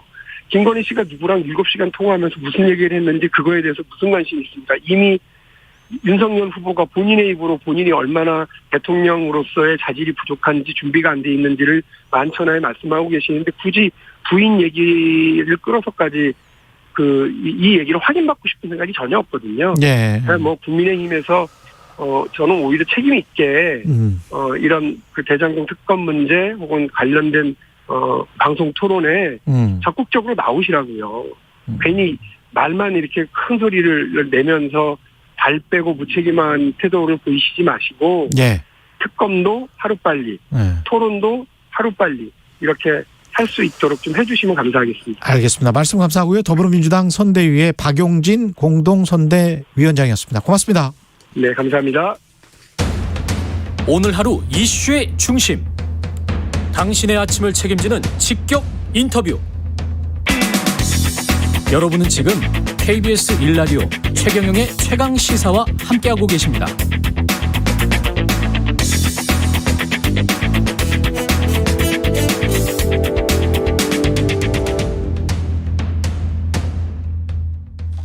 네, 일자리 정부를 표방한 문재인 정부의 시간 이제 막바지로 치닫고 있습니다. 몇 개월 안 남았죠. 지난 5년 일자리 상황 좀 점검해 보겠습니다. 임서정 대통령 비서실 일자리 수석 나와 계십니다. 안녕하세요. 예, 반갑습니다. 예. 일자리 정책 그 초기에는 또 보수 언론 비판도 굉장히 많이 받고 그랬었던 것 같은데 예, 그렇습니다. 지금 5년 거의 끝나가는데요. 예. 그동안의 어떤 성과 한계 이런 것들 같이 한번 짚어주시죠. 네, 예. 알겠습니다. 그동안의 성과는 어떻습니까? 우선 저희 정부가 일자리 중심의 국정 운영을 했고요. 그래서 2019년 2월에는 취업자 수라든가 고용률이 최고 수준이었습니다. 근데 아시다시피 19년, 20년 2월에 우리가 코로나를 만났고요. 그 코로나 이후에 많이 상황이 좋지는 않았습니다. 그래서 그 이후에는 코로나를 극복하면서 중장기적인 과제들을 함께 풀어가는 그런 형태로 진행이 됐는데요. 성과를 우선 그 일자리 양적인 측면 그리고 질적인 측면 그다음 격차 해소와 관련된 부분 나누어서 보겠습니다. 우선 일자리 양적인 측면에서 보면 4년 반 동안에 87만 개 일자리를 창출하고 12월 달에 취업자 수라든가 고용률은 역대 최고 기록을 달성했습니다. 예. 올해요? 그렇습니다. 예. 그리고 상영직 비중, 임시직이나 일용직이 아닌 상영직 비중을 가지고 질적인 부분을 보는데 예. 그 부분도 사상 최고치를 기록했고요. 그다음에 고용보험 가입자 수도 1,500만 명을 육박하게 되었습니다. 아, 상용직 숫자도 많이 늘어났다. 네, 그렇습니다. 예. 임시직이나 일용직보다는 상영직 예. 비중이 71.7%. 71.7%. 예. 예. 그리고 그러면 이제 질적으로 이게 격차가 어떻게 되냐를 보게 되는데요. 예. 노동소득 분배율 같은 경우도 2016년에 62.5에서 67.5% 올라갔고요. 저임금 근로자의 비중은 16%로 2016년에 23%인데 16% 내려갔습니다. 노동소득 분배율은 어디에 대비해서 노동소득 전체적으로 기업이 이득을 받았을 때 그걸 자본으로 가느냐 노동으로 가느냐를 구분하는 그 비중입니다. 그렇죠. 예. 그게 상대적으로 노동 쪽으로 많이 갔다. 그렇습니다. 지난 5년 동안. 예. 그래서 양적으로든 질적으로든 어떤 격차 면에서 보면은 저희들이 코로나라는 위기가 있었지만은 좋은 성과를 냈다라고 보고 있습니다. 다만 이게 어떤 정부의 정책 때문에 그랬다라고 보시는 거예요? 우선은 그 코로나 위기가 워낙 컸기 때문에 거기에 대한 대응들을 굉장히 발빠르게 했고요. 그동안 그 전에 있던 예컨대 이제 근로자들의 이런 위기 상황이 오면 근로자 해고로 많이 이어지는데 고용유지 지원금이라는 제도를 통해 가지고 가급적이면 기업이 근로자를 해고시키지 않고 같이 기업에서 품고 있으면서 갈 수 있도록 하는 제도. 그다음에 자영업이나 이쪽에서 숙박음식 도소매업이 많이 어려웠을 때 정부가 지속적으로 보상 조치를 해왔지 않습니까? 이런 부분들이 결국은 자영업자도 조금 더 어려움이 있긴 하지만은 그래도 다른 나라에 비해 가지고는 그 충격 강도가 조금 약했던 것 같습니다. 그리고 근데 코로나 2년 동안에 자영업 같은 경우는 제 기억에 한 87만 개 정도 일자리가 사라졌다고 자체적으로 이야기를 하고 있지 않습니까? 그것과 지금 그래도 상용직이 많이 늘고 일자리가 많이 좋아졌다. 그거는 이 통계는 일종의 이제 산업구조가 같이 변화하는 건데요. 그러니까 코로나가 오면서 자영업자하고 도소매업은 원래부터 음식 숙박업은 약간의 추세적으로 감소하는 그런 상태였고요.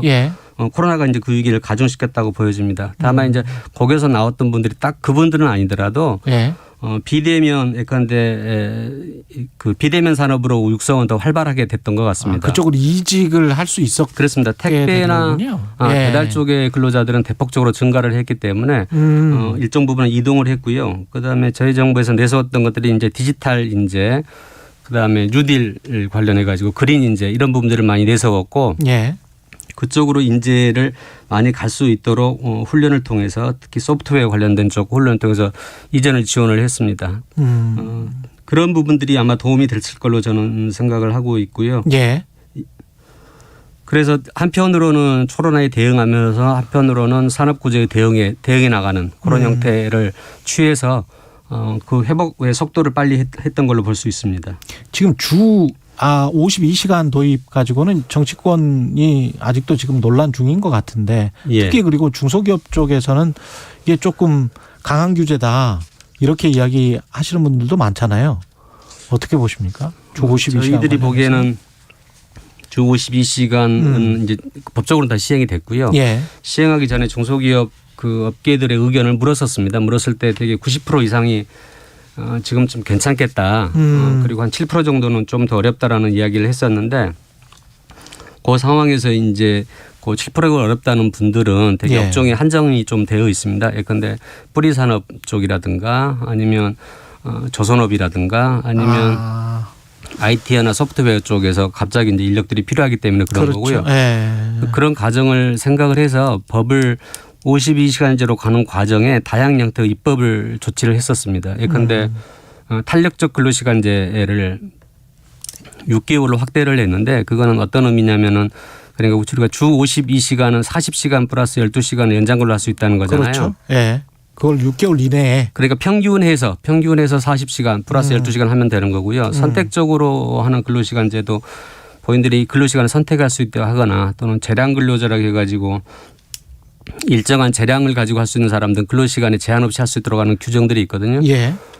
그리고 특히 이제 중소기업 쪽에서 어려운 것들 때문에 지난해하고 고지난해 같은 경우는 특히 코로나 대응 때문에 특별하게 어려움이 있는 경우는 52시간이 더해서 8시간씩 특별 연장근로 할 수 있도록 하는 제도를 풀었습니다. 그래서 많은 기업들이 거기에 대응해서 일을 해왔고요. 지금 같은 경우는 일부 업종들이 있긴 합니다만 대부분 다 저는 적응했다고 보고 다만 그럼에도 불구하고 여전히 요구들이 있기 때문에 그거는 업종별로 그 업종들의 어떤 예로점이 있는지를 파악해 가지고 제가 말씀드린 이런 제도들을 연결을 시켰을 때 훨씬 더 해결 방안을 찾을 수가 있고 그렇게도 해결 안 되는 경우에는 1대1로 컨설팅을 해가지고 그 기업이 어떤 상황인지를 확인해서 개선 방안을 만들어드리고 있습니다. 그거는 이제 본인들 입장에서 보면 돈이 들어가거나 뭐 인력이 필요한 경우들이 있기 때문에 그런 경우까지 다 포함을 해가지고 패키지로 지원을 하고 있습니다. 그래서 아직 어려움이 있다고 하신 분들이 있지만은 계속 이제 수가 줄면서 적응해가는 과정이라고 저는 보고 있고요. 그리고 국민들 입장에서 보면 저희들이 설문조사를 해보면 그러니까 52시간제를 도입해가지고 국민들이 70% 이상이 만족을 하고 있고요. 그리고 또 그 중에서도 근로시간 본인들은 임금이 약간 줄더라도 나는 근로시간 제 시간에 근로하고 나머지 시간들을 자기가 활용하겠다는 분들이 많습니다. 그래서 그리고 이 근로시간 단축이라는 게 단순히 똑같은 하던 일들을 시간만 단축하라는 그런 의미는 아니고 그 시간을 좀 더 최대한 생산성 있게 활용하라는 그런 의미, 질적인 성장을 할 수 있도록 하는 계기로 삼으라는 그런 의미라고 저는 보고 있습니다. 생산성은 최대한 높이면서. 예, 그렇습니다. 그러니까 압축적으로 좀 더 일을 하면서 그 기간에 생산성을 늘림으로써 임금도 감소하지 않고 효율성도 늘리면서 같이 가는 거죠. 그 과정이 약간의 시간은 걸리겠지만은 저는 그런 과정들을 통해서 훨씬 더 선진화된 형태의 노사문화가 형성될 수 있을 거라고 보고 있습니다. 그럼 문재인 정부의 또 키워드가 상생형 일자리였는데 지금 시간이 뭐 한 2분밖에 안 남았어요. 그렇습니다. 2, 3분밖에 안 남았어요. 상생형 일자리는 지금 어느 정도 정착이 돼가고 있는 겁니까? 상생형 일자리는 일단 노사 또는 민정이 합해가지고 지역에서 일자리를 만들려고 노력하는 그런 과정이라고 보시면 되는데요. 대표적으로 광주형 일자리를 아마 생각하시면 캐스퍼가 어떻게 해서 탄생했는지 보실 수 있잖아요. 그건 아마 이런 형태의 일자리가 아니었으면 국내에서 완성차 형태가 나오지 않을 거로 보고요. 추가적으로 완성차 공장이 새롭게 만들어진 경우는 사실은 그 경우 상생형 일자리가 있었기 때문에 탄생했다고 보고 있습니다. 최근에 구미형 일자리도 마찬가지로 그 2차 전지의 양극재를 생산하는 건데 원래 LG화학이 해외에 나가려고 하는 것을 기업, 노사의 상생, 그다음에 주변에 있는 협력업체의 상생, 그리고 산학 연의 상생 이런 형태로 해가지고 그 국민 산단에다가 공장을 짓고 거기서 양극재를 생산하려고 하는 겁니다. 이거는 전기 자동차가 앞으로 양산될 걸로 예상이 되기 때문에 당연히 그 양극재에 대한 수요도 늘 거고요. 그거를 생각해 보면 다른 나라로 가서 갈 것을 국내에서 하고 있기 때문에 그 국민 산단도 살아나는 계기가 되고요. 경북 지역에서는 어떤 그런 생태계를 형성할 수 있는 계기가 돼서 새롭게 일자리를 창출하는 되게 의미 있는 자리이고 저도 그 행사에 갔었습니다만 착공식에 거기에 있는 청년들 대학에 있는 주민들도 여기서 일자리가 생기는 것을 굉장히 반기고 추가적으로 확대할 수 있도록 하는 데 대해 의미를 두고 있습니다. 마지막으로 짧게요. 공공기관 노동이사제가 국회 본회의 통과를 했습니다. 이게 일자리 수석님 입장은 어떠십니까 이거는? 노력을 많이 해가지고 여야 간에 합의를 하는 형태가 됐기 때문에 좀 우려한 부분도 경영계가 우려를 하고 있으나만 잘 정착될 수 있을 걸로 저는 보고 있습니다. 왜냐하면은 어떻든 그 기업에 이제 노동자 추천한 사람이 들어가가지고 그건 근로자 대표들이 추천한 사람이 들어가서 그러니까 의사결정을 방해하거나 늦추거나 하는 것에 대한 우려들을 하고 민간적으로 확대되는 것을 우려를 하잖아요. 그런데 어떻든 이 부분은 공공기관의 경영의 효율성을 갖도록 하는 거고 그다음에 이사가 비상임 이사입니다. 그래서 15명 중에 1명 정도 들어가기 때문에 그 경영의 어떤 투명성, 공공기관으로서 역할들을 충분히 해낼 걸로 생각을 하고 실제 서울시를 비롯한 14개 자치단체에서 이러한 실험을 해서 거기에 참여하는 근로자로서 대표돼서 오신 분들이 경영에 참여하는 계기도 됐고 예. 또 노사 갈등이 있었을 때 어떤 접점을 찾는 계기도 됐던 걸로 예. 알고 있습니다. 임서정 대통령 비서실 일자리 수석이었습니다. 고맙습니다. 예.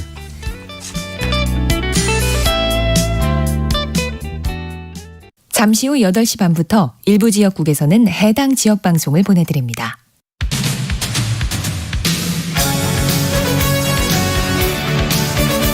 (2022년입니다) 올해도 홍사원의 경제쇼는 진짜 정보만 거침없이 전달하겠습니다. 하나만 한 말은 1도 없습니다. 오후 4시 5분 홍사원의 경제쇼 믿으셔도 좋습니다.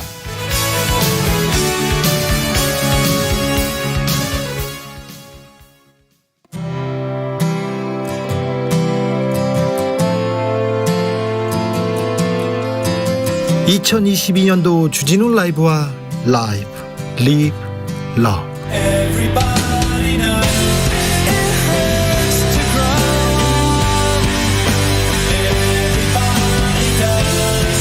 지금 시각은 8시 30분입니다. KBS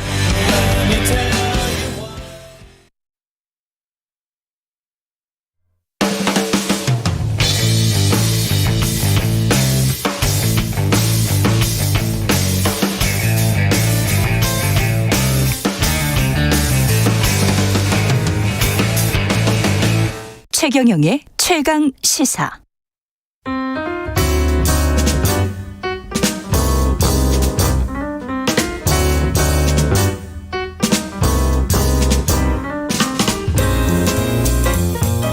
네, 더 나은 미래를 위해서 오늘의 정책을 고민합니다. 김기식의 정책 이야기 식센스, 김기식 더 미래연구소 소장 나와 계십니다. 안녕하세요. 예, 안녕하세요. 네. 네. 오늘은 정년 연장과 연금 개혁. 아유, 연금 이야기는 정말 골치 아픈 것 같고 정년 연장부터 이야기를 해볼까요? 네네. 우리가 지금 60세죠, 정년. 예, 법적으로 정년이 60세입니다. 예. 그런데 이걸 또 연장한다. 네. 예. 저는 개인적으로는 정년 연장에 크게 두 가지 이유에서 반대합니다. 예. 첫 번째는 이 정년 연장의 혜택이라고 하는 게 아주 소수의 최상위층 노동자에게만 효과가 나타난다는 겁니다. 예. 무슨 얘기냐면 지금 예를 들어 정년이라는 건 자영업자는 상관이 없고요. 그렇죠. 비정규직도 상관없고 정규직 중에서도 공무원이거나 공공기관이거나 대기업 생산직이거나 금융권에 이니까 전체로 보면 채 10%도 안 되는 우리나라에서 가장 좋은 양질의 일자리를 갖고 있는 노동자들만 지금의 정년 제도도 적용이 되고 있을 뿐이고 나머지 고용의 90%를 차지하는 중소기업이나 대기업의 생산직 아닌 사무직만 해도 그렇습니다. 정년까지 직장 다니는 사람 없습니다. 여기 KBS 직원분들은 다 정년을 채우는 것으로 제가 압니다만 이런 경우는 아주 공공부문의 특수한 경우거든요. 그러니까 예. 그렇다면 결국 공무원이나 공공기관이나 대기업 금융권이라는 게 우리나라에서 가장 고용이 안정돼 있고 임금도 가장 높은 분들인데 이들의 소위 정년만 연장될 거다라고 예. 하는 점에서 혜택이 특정 소수에게만 집중된다. 이게 첫 번째고요. 맞네요. 그다음에 두 번째는 이게 지금 심각한 청년 고용에 실제로 악영향을 미칩니다. 실제로 악영향이 있다. 예. 청년 고용에. 우리가 이 지금 정년 60세가 된 게 6년 된 건데요. 예. IMF 경제 위기 뒤에 우리가 정년을 줄였다가 지금 이제 다시 늘렸는데요. 실증적 연구로 정년이 연장되고 나서 청년 고용이 위축됐다라는 게 통계적으로 확인돼 있고요. 아, 그 기간 동안에. 예. 사례로 얘기하면 2018년부터 지금까지 현대자동차에 퇴직한 노동자 한 2천여 명 중에서 시니어 재고용으로 고용된 비율이 무려 75% 1,470명 정도 됩니다. 75%나 돼요? 예. 그런데 그 기간 동안에 같은 기간 동안에 신규 고용된 청년은 불과 100여 명밖에 안 됩니다. 무려 14분의 1밖에 안 됩니다. 무슨 얘기냐면 지금 현대자동차 같은 대공장의 힘 있는 노조에서는 계속 정년 연장 요구하고 정년 연장이 되기 전에는 정년 퇴직한 사람을 다시 재고용을 하고 요구를 하고 있는데 그렇게 하다 보니까 신규 고용이 없는 겁니다. 그렇죠. 그러니까 다시 말해서 정년 연장을 하면 할수록 청년들 특히 그 청년들 중에서도 가장 가고 싶어하는 양질의 일자리에서 청년 고용이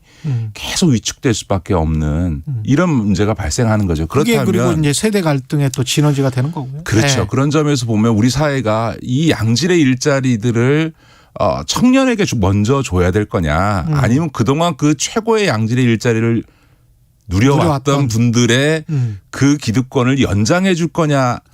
어떻게 보면 단순화시키면 이런 질문이 되는 거거든요. 그러면 당연히 그거는 저는 청년의 일자리를 늘리는 게 더 바람직하고 무엇보다 우리나라는 연공급 구조라 그래서 똑같은 일을 해도 나이가 많으면 월급을 더 받잖아요. 그렇죠. 예를 들면 현대자동차에서 오른쪽 바퀴 왼쪽 바퀴를 집어넣는데 정규직 비정규직 간의 임금 차이만 있는 게 아니고 똑같은 정규직 안에서도 사실 자동차 바퀴 자동으로 집어넣는데 뭐 무슨 얼마나 노동 숙련도가 있겠어요. 그런데도 신입 생산직 정규직과 그다음에 한 30년 차 된 노동자들 간에는 2배 반 정도의 월급 차이가 있거든요. 자, 그 얘기는 무슨 얘기냐 하면 이 정년에 임박한 노동자 한 명의 임금은 청년 2명을 고용할 수 있는 임금이거든요. 그러니까 이걸 정년을 연장하게 되면 2명분의 청년을 고용할 수 있는 목이 줄어든다는 거죠. 근데 설마 정년을 연장하고 정년 대상자가 됐던 그 연령에게 가령 그 사람들이 이제 고임금으로 1억을 받았다고 하면 계속 1억을 주겠어요? 아닙니다. 정년을 연장하면 그대로 연공급은 적용이 되는 거고요. 아, 그래요? 정년 이전에 임금 피크를 해서 일정의 슬라이딩을 시키는 경우는 있어도 그 정년을 연장하면 그 효과는 그대로 나타나게 되는 거죠. 그래서 KBS는 임금 피크제니까. 결론적으로 말씀드리면 어쨌든 정년 연장은 그 혜택이 특정 소수의 최상위 노동자에게만 혜택이 나타난다. 두 번째는 정년 연장이 청년의 고용에 매우 부정적인 영향을 줄 뿐만 아니라 청년들이 가장 가고 싶어하는 양질의 일자리에 있어서는 특히나 오히려 청년 고용을 축소시키는 부정적 효과가 나타나기 때문에. 근데 이거 주장하시는 분들은 뭐 일본의 사례를 봐라. 네네. 뭐 이런 이야기하고 일본은 뭐 70세까지 정년 연장 돼 있는 경우가 많은 것 같은데. 예. 사실 우리나라의 고용 구조라는 게 그 일본을 벤치마킹해서 한 거죠. 그러니까 소위 완전 고용, 종신 고용이라고 하는 형태를 취하면서 이제 우리가 온 거고 그리고 이제 일본의 경우에는 지금 정년 연장 워낙 고령화 사회이다 보니까 노동력 부족이라고 하는 게 가장 중요한 문제입니다. 일본은 실제로 그 노동 시장에서의 수요에 비해서 청년 거기도 고령화되면서 청년 숫자가 줄어들다 보니까 고용에 있어서 노동력 공급이 굉장히 부족하고요. 그런데 일본은 우리보다 더 폐쇄적이어서 외국인 노동자에 대한 개방성도 떨어집니다. 그렇죠. 그러다 보니까 절대적인 노동력 빈곤 현상이라고 하는 한 측면이 있고요. 또 하나는 아까 말씀드렸던 일본의 이런 종신고용의 관행처럼 경직된 노동시장 구조가 그대로 연장되어지는 측면들이 조금 있다. 다만 그러다 보니까 일본 경제에 활력이 없는 거잖아요. 근데 무엇보다 저는 아까 제가 정년 연장 문제를 청년 일자리 차원에서 보자고 했는데요. 이게 저희 세대인 50대들이나 정년 연장에 관심이 있는 거죠. 요즘 청년들은 한 번 들어간 직장에 평생 다녀서 정년 퇴직하겠다는 생각을 하는 청년들이 없습니다. 맞습니다. 그러니까 무슨 얘기냐 하면 몇 년에 한 번씩 이직을 하더라고요. IMF 경제 위기 이전에 취업 시장에 들어왔던 소위 5060 세대에게나 이게 정년 연장인과 같은 문제에 관심이 있는 거지. 청년들은 애시당초 그 자기가 지금 들어갈 직장이거나 다니고 있는 직장에서 평생 다닐 생각이 없는데 오히려 경력 개발해서 다른 오히려 직장. 그렇죠. 오히려 유럽이나 미국처럼 커리어를 만들어서 보다 나은 직장으로 이동해 가고 혹은 중간에 자기가 이게 적성에 맞지 않는다 그러면 직업을 변경하고 그게 완전히 대세가 됐죠. 일정하게 성공하면 새로운 도전을 하고 싶고 이렇게 이제 과거 세대와는 다른 이 소위 고용에 대한 생각이거든요. 그렇습니다. 저는 그런 점에서 보면 이 정년 연장 논의는 철저하게 세대적 기득권을 누려온 560의 그 이슈이지. 기득권 연장을 위한 이슈다. 청년들에게서는 아니 나는 평생 저 한 직장에서 정년까지 다니지도 않을 건데 무슨 정년 연장이야 라고 하는 생각을 하는 거죠. 그러니까 이런 고용 시장에서의 어떤 노동 정책이라고 하는 것도 좀 앞으로 미래지향적으로 청년들에 좀 맞춰서 좀 정책을 설계할 필요가 있지 않냐라는 게 제 생각인 거죠. 네, 맞습니다. 연금도 사실은 정년 연장하고 좀 이어지는 부분이 있습니다. 연금과 관련해서도. 예, 뭐 정년 연장해야 된다는 이유 중에 하나가 연금 지급이 65세부터 되는데 정년 퇴직이 60세에 되니까 5년 동안 소득 공백이 생긴다. 유예시키고. 예. 그러자는 얘기인데 사실 제가 청년이라면 많이 화날 것 같아요. 왜냐하면 지금 연금제도의 가장 큰 문제는 2040년대 가면요. 우리 청년들의 자기 소득의 45%를 사회보험료로 내놔야 됩니다. 세금까지 하면 소득의 70%를 그 소위 사회보험과 세금으로 내야 되는 상황이 오는 거. 왜 그렇게 되냐. 시뮬레이션 해보면. 그건 뭐 명백하게 돼 있는데 왜 그러냐 하면 우리나라 국민연금이라고 하는 게 낸 거에 비해서 9%를 내고 있는데 받는 게 2배가 넘습니다. 그 전 세대들이 많이 받아봤어요. 앞으로 더 그게 본격화될 건데요. 그게 더 본격화되고. 왜냐하면 자기가 낸 거보다 2배 이상을 더 많이 가져간다 그러면 아니 그렇죠. 무슨 국민연금이 자산 운용을 해서 그렇게 수익률이 좋은 것도 아닌데 그럼 어떻게 가능할 거냐. 결국은 후세대들이 지금 청년과 지금 청년의 자식들이 나중에 더 많은 보험료를 부담해서 그거를 메꿔줘야만 되는 거거든요. 이거를 이제 국민연금은 한 세대 안에서 소득 계층별 소득 재분배가 있는 거에 더 붙여서 세대 간 소득 재분배가 있습니다. 그러니까 현재 세대는 조금 덜 내고 조금 내고 미래 세대가 더 많이 내게 하는 형태로 제도가 설계되어 있는 겁니다. 근데 그게 너무 과해서 이제는 일자리도 어려워 양질의 일자리는 더더군다나 힘든 그래서 결혼도 포기할 정도인 이 청년들에게 나중에 너 소득의 25%를 국민연금으로 건강보험이나 다른 보험까지 다 하면 약 40% 이상을 네 소득의 40% 이상을 사회보험료로 내라고 하는 게 지금 정책을 결정하는 기성세대들로서 50대가 할 일이냐. 아니 근데 그걸 바로 이제 2040년까지 시뮬레이션을 해보면 지금 현재 그 보험료로는 그런데 이거는 점차적으로 이제 올려갈 수밖에 없는 거 아니에요? 아니 근데 지금까지 그 연금 보험료가 지금 9%로 고정돼 가지고 지금 20년째 오고 있잖아요. 그렇죠. 아무도 이걸 손대고 있지 않은 거죠. 그래서 이제 연금 개혁의 핵심은 뭐냐면 그 연금 보험료를 올려야 됩니다. 무슨 얘기냐 하면 미래 세대에게 지금의 청년들에게 부담 주지 말고 현재 세대가 조금 더 부담해서 그렇죠. 혜택을 줄이자고 하면 나중에 그러면 농촌연금밖에 안 되니까 혜택을 줄이기보다는 지금 그래도 그 소위 IMF 경제 위기 이전의 완전 고용 시장에서 노동시장에 들어와서 지금까지 노동시장에서의 소득을 누려왔던 50대들이 혹은 40대 50대들이 지금 현재 고용된 사람들이 더 내자. 고 해서 미래 세대 청년들의 보험료 부담을 줄여줘야죠. 그래서 현재 보험료 9%는 최소한 15% 이상으로 올려줘야 됩니다. 근데 이걸 급격히 올리자는 건 아니고요. 매년 0.5%씩 20년 해봐야 10% 올리는 거고요. 근데 시점을 빨리 해야지.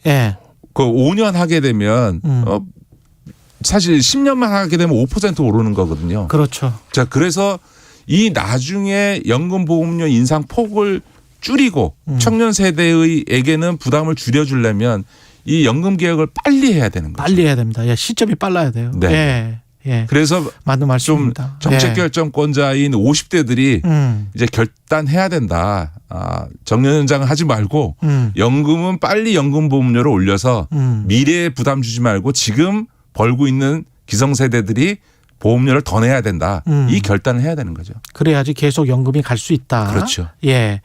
연준 추가 금리 인상 시사했는데 지금 4번까지 할 수 있다라는 골드만삭스 전망이 나오고 있는데요. 이거 관련해서 잠깐만 정리를 좀 해 주시죠.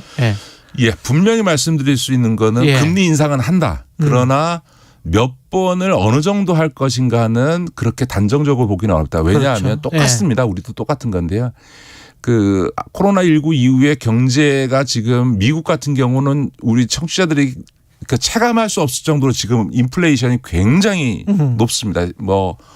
생필품 가격을 포함해서 식당에서의 어떤 뭐 가격 이런 것 등등이 지금 막 엄청나게 올라가고 있어서 이 인플레이션 압력 때문에 이제 금리 인상을 안 할 수가 없는데 금리를 인상하게 되면 이게 유동성이 줄어들 뿐만 아니라 경제에 있어서는 위축 효과가 있는 거거든요. 그러니까 결국은 급격한 금리 인상이 했을 때 나타나는 경제에 있어서 부작용을 의식하지 않을 도리가 없습니다. 그렇기 때문에 전반적인 경제 상황 속에서 미국 연준도 판단을 할 거다. 그래서 꼭 4번씩 보통 이제 그럼 0.25%씩 올리는데요.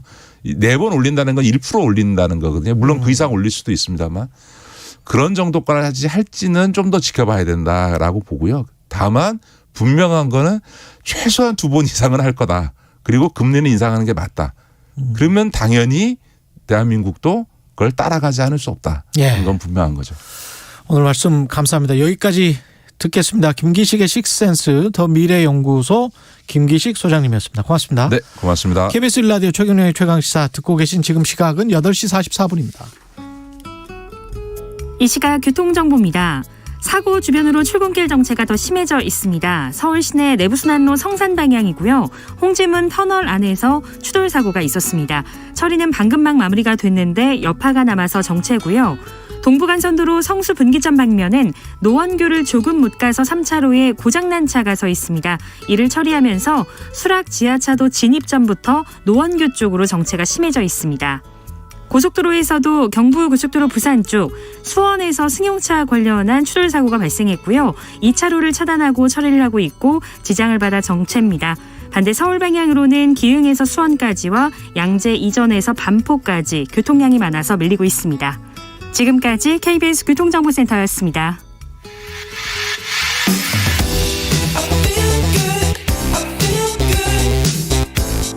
세상에 이익이 되는 방송 최경영의 최강시사.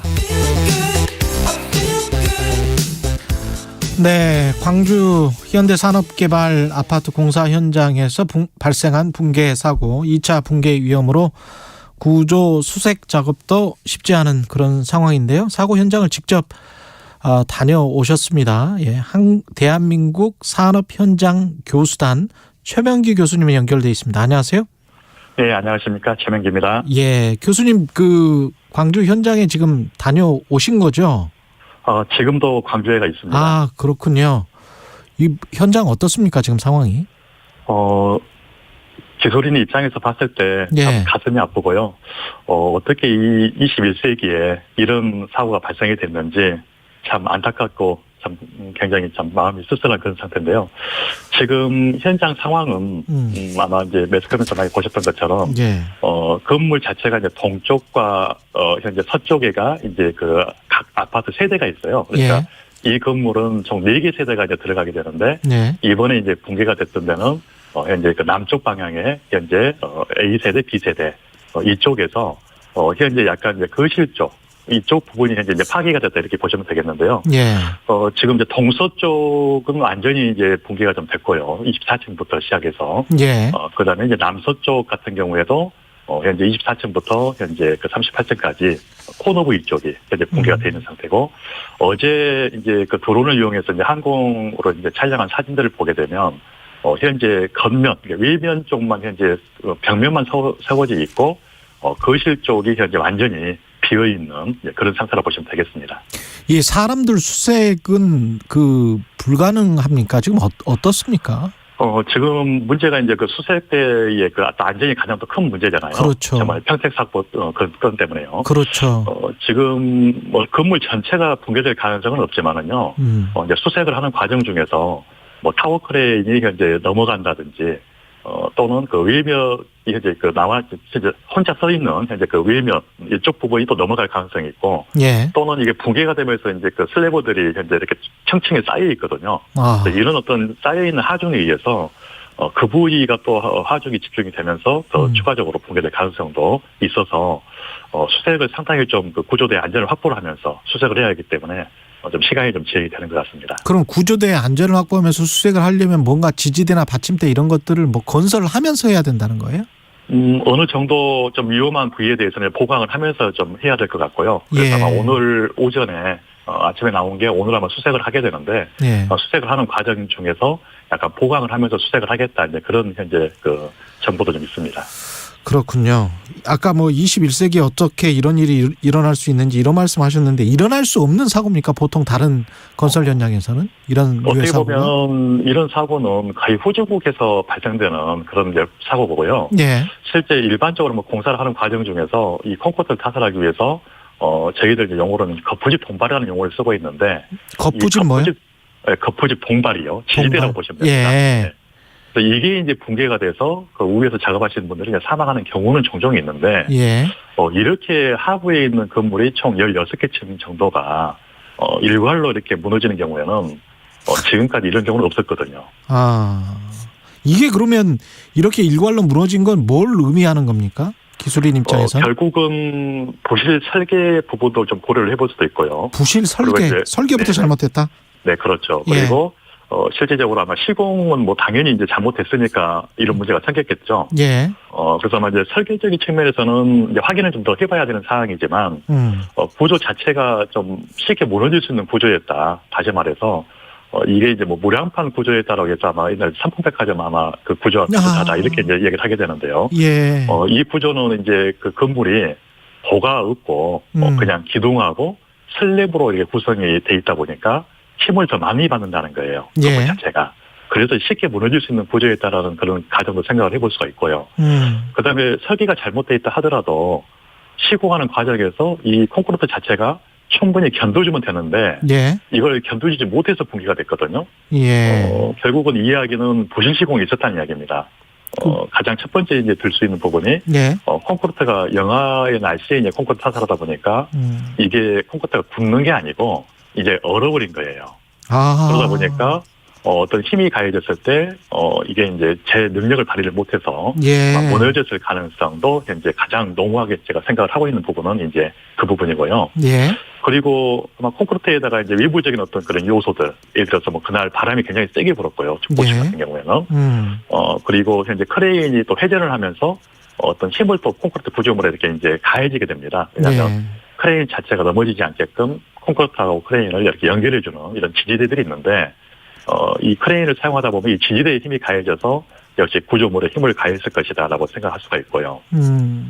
그리고 그날 또 이렇게 콘크리트 타설을 했는데 예. 이 타설하는 과정에서 또 역시 힘이 밑에 쪽으로 이렇게 가해졌을 가능성이 있어서 결과적으로는 설계부터 시공 그리고 어떤 외부적인 요인 이게 이제 복합적으로 작용이 되면서 이번 사건을 야기한 것 같습니다. 날씨 같은 경우에 뭐 영하의 날씨, 그다음에 바람의 강도 뭐 이런 거에 따라서 야외 공사 건설업을 할 수 없다. 뭐 이런 기준 같은 거는 혹시 없습니까? 그런 기준은 없고요. 예. 이제 왜냐하면 이제 아무래도 요즘은 이제 시대가 좀 많이 기술이 발전이 됐기 때문에 이제 그런 환경에서도 최대한 어떤 품질을 확보하기 위한 어떤 그런 조건들은 있어요. 예. 특히 이 현장 같은 경우는 영하권 날씨이기 때문에 통상적으로 이제 한중 콘크리트라고 해서 결국 콘크리트가 얼지 않게끔 이런 조치를 취하면서 이제 공사를 하게끔 그렇게 이제 저희 시방서에 규정이 되어 있는데 예. 기본적인 내용은 콘크리트가 얼지 않게끔 하려고 보면 이 재료, 물이라든지 또는 골재를 좀 따뜻하게 한다든지 또는 콘크리트 타설을 해놓고 뭐 천막을 씌워놓고 거기 안에다가 따뜻하게 이제 난로라든지 뭐 열풍 장치를 설치한다든지 예. 뭐 이제 이런 어떤 개념을 이제 실제 해 주셔야 되는데 뭐 어제 오후에 이제 그 현대산업개발에서 해명하는 것은 본인들의 양생 기간을 충분히 지켰다 뭐 이렇게 이제 해명을 해주셨는데 예. 양생 기간을 지켰으면 콘크리트 강도가 나와야 되는 거고 무너지지 않아야 되는 거거든요. 예. 결국은 양생 기간을 지켰다 하더라도 이 강도는 일단 안 나올 걸로 보여요. 결국은 양생 기간을 충분히 뭐 지켰다든지 지키지 않았을지라도 콘크리트가 실제 굳어 있는 건 아니다. 얼어 있다. 이렇게 이제 저는 보고 있습니다. 그러면 이 사고의 원인이 밝혀지면 현대산업개발은 어떤 책임을 지게 되는 건가요? 기본적으로 거기 관련된 그 기술자나 또는 실제 그 회사에 대해서는 이제 벌점이 부과가 되게 되고요. 예. 현재 그 건설산업 기본법에 따라서 영업정지까지 갈 수 있는 그런 부분이 되겠습니다. 아직 뭐 중대재해처벌법이 시행이 안 돼서 뭐 사업체에 대해서는 적용은 안 되겠지만은요. 기본적으로 그 회사에 대해서는 뭐 영업정지, 거기에 따른 뭐 과태료, 그리고 건설 기술인에 대해서는 벌점 뭐 이런 부분들이 부과가 될 겁니다. 중대재해처벌법의 적용 대상은 또 안 되는군요, 이게. 지금 이제 시행 기간이 올해 1월 27일부터 시행이 되기 때문에요. 예. 현재 한 며칠 안 남았었죠. 한 10일 정도 남았었는데. 예. 아직 그 전이기 때문에 이제 거기서는 현재 제외가 된 그런 상태가 되겠습니다. 근데 입주민들 같은 경우에 지금 뭐 11월에 입주 예정이라고 하는데 공사 기간은 당연히 늦춰질 수밖에 없을 것 같고 안전 우려가 있을 것 같은데 어떻게 보십니까?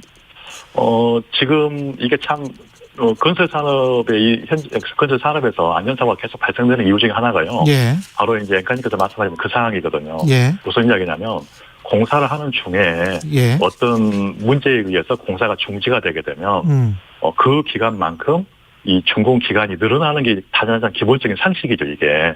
그렇죠. 그런데 현재는 그렇지가 않다는 겁니다. 예를 들어서 평택에서 이번에 그 물류창고 화재 사고 났던 것도 작년에 그 사망 사고 나고 나서 한 달간 작업 중에 됐었는데 준공 기일은 똑같았다는 거예요. 그러다 보니까 예. 회사 입장에서는 공사 기간은 현재 정해져 있고 공정이 많이 늦어졌을 거 아니에요. 그러다 보니까 굉장히 무리하게 공사를 한다는 거죠. 여기 현대산업개발 환정동 붕괴 사고 같은 경우에도 올해 11월 달에 이제 입주를 하게 되는데, 예.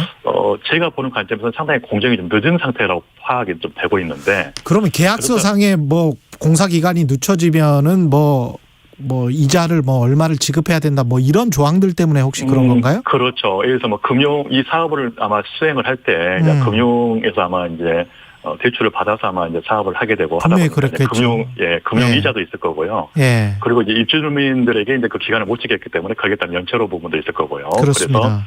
그래서 통상적으로 현장에서 이제 그런 부분 때문에 공지를 최대한 당겨서 그 기간 내에 갖다 하려고 하는 그런 경향들이 있거든요. 그러다 보니까 뭐 야간 작업이 됐든 돌간 작업이 됐든 이런 작업을 하다가 사고가 나는 게 일반적인 그런 메커니즘입니다. 근데 입주민들 입장에서는 다시 철거를 하고 제대로 뭐 안전이 완전히 확인된 다음에 입주를 해야 되는 것 아닌가 이렇게 이제 주장할 수밖에 없을 것 같은데요. 네, 그렇죠. 그래서 아마 이번에 이제 어제 이제 그 점검 안전 그 진단을 했었는데 이 진단은 구조물 전체에 대한 진단이 아니고요. 그 구조대가 들어갔을 때 이제 붕괴 위험성이 있느냐에 대한 측면에서 이제 어제 진단을 하고 이제 수색대가 어제 처음 오후에 투입이 됐고요. 그리고 이 수색 작업이 끝나게 되면 이제 본격적으로 이 건물 자체가 이제 문제가 있는지 없는지에 대해서 아마 안전 진단을 아마 하게 될 겁니다. 그래서 이 진단 결과에 따라서 실제 철거할 부분은 철거를 할 것이고요. 예. 그리고 보수 보강할 부분은 아마 보수 보강할 걸로 그렇게 이제 판단이 되고 있는데 아마 제가 개인적으로 봤을 때는 하부 구조 그러니까 붕괴가 일어나지 않는 층은 아마 진단 결과에 따라서 아마 보수 보강을 해서 그대로 아마 유지를 할 것 같고요. 예. 그리고 이번에 이제 붕괴가 됐던 세대 이 부분은 뭐 철거를 하든지 아니면 철거를 하고 나서 그 위에 다시 원설계도로 다시 새로 신축을 한다든지 아마 이런 방법으로 갈 것 같습니다. 예, 알겠습니다. 실종자들이 지금 뭐 생사가 불투명한데 좀 무사히 구조됐으면 좋겠습니다. 말씀 감사드리고요. 네. 지금까지 대한민국 산업현장교수단 최명기 교수님이었습니다. 고맙습니다. 네, 감사합니다. 예, 1월 13일 목요일 KBS 1라디오 최경영의 최강시사였습니다. 고맙습니다.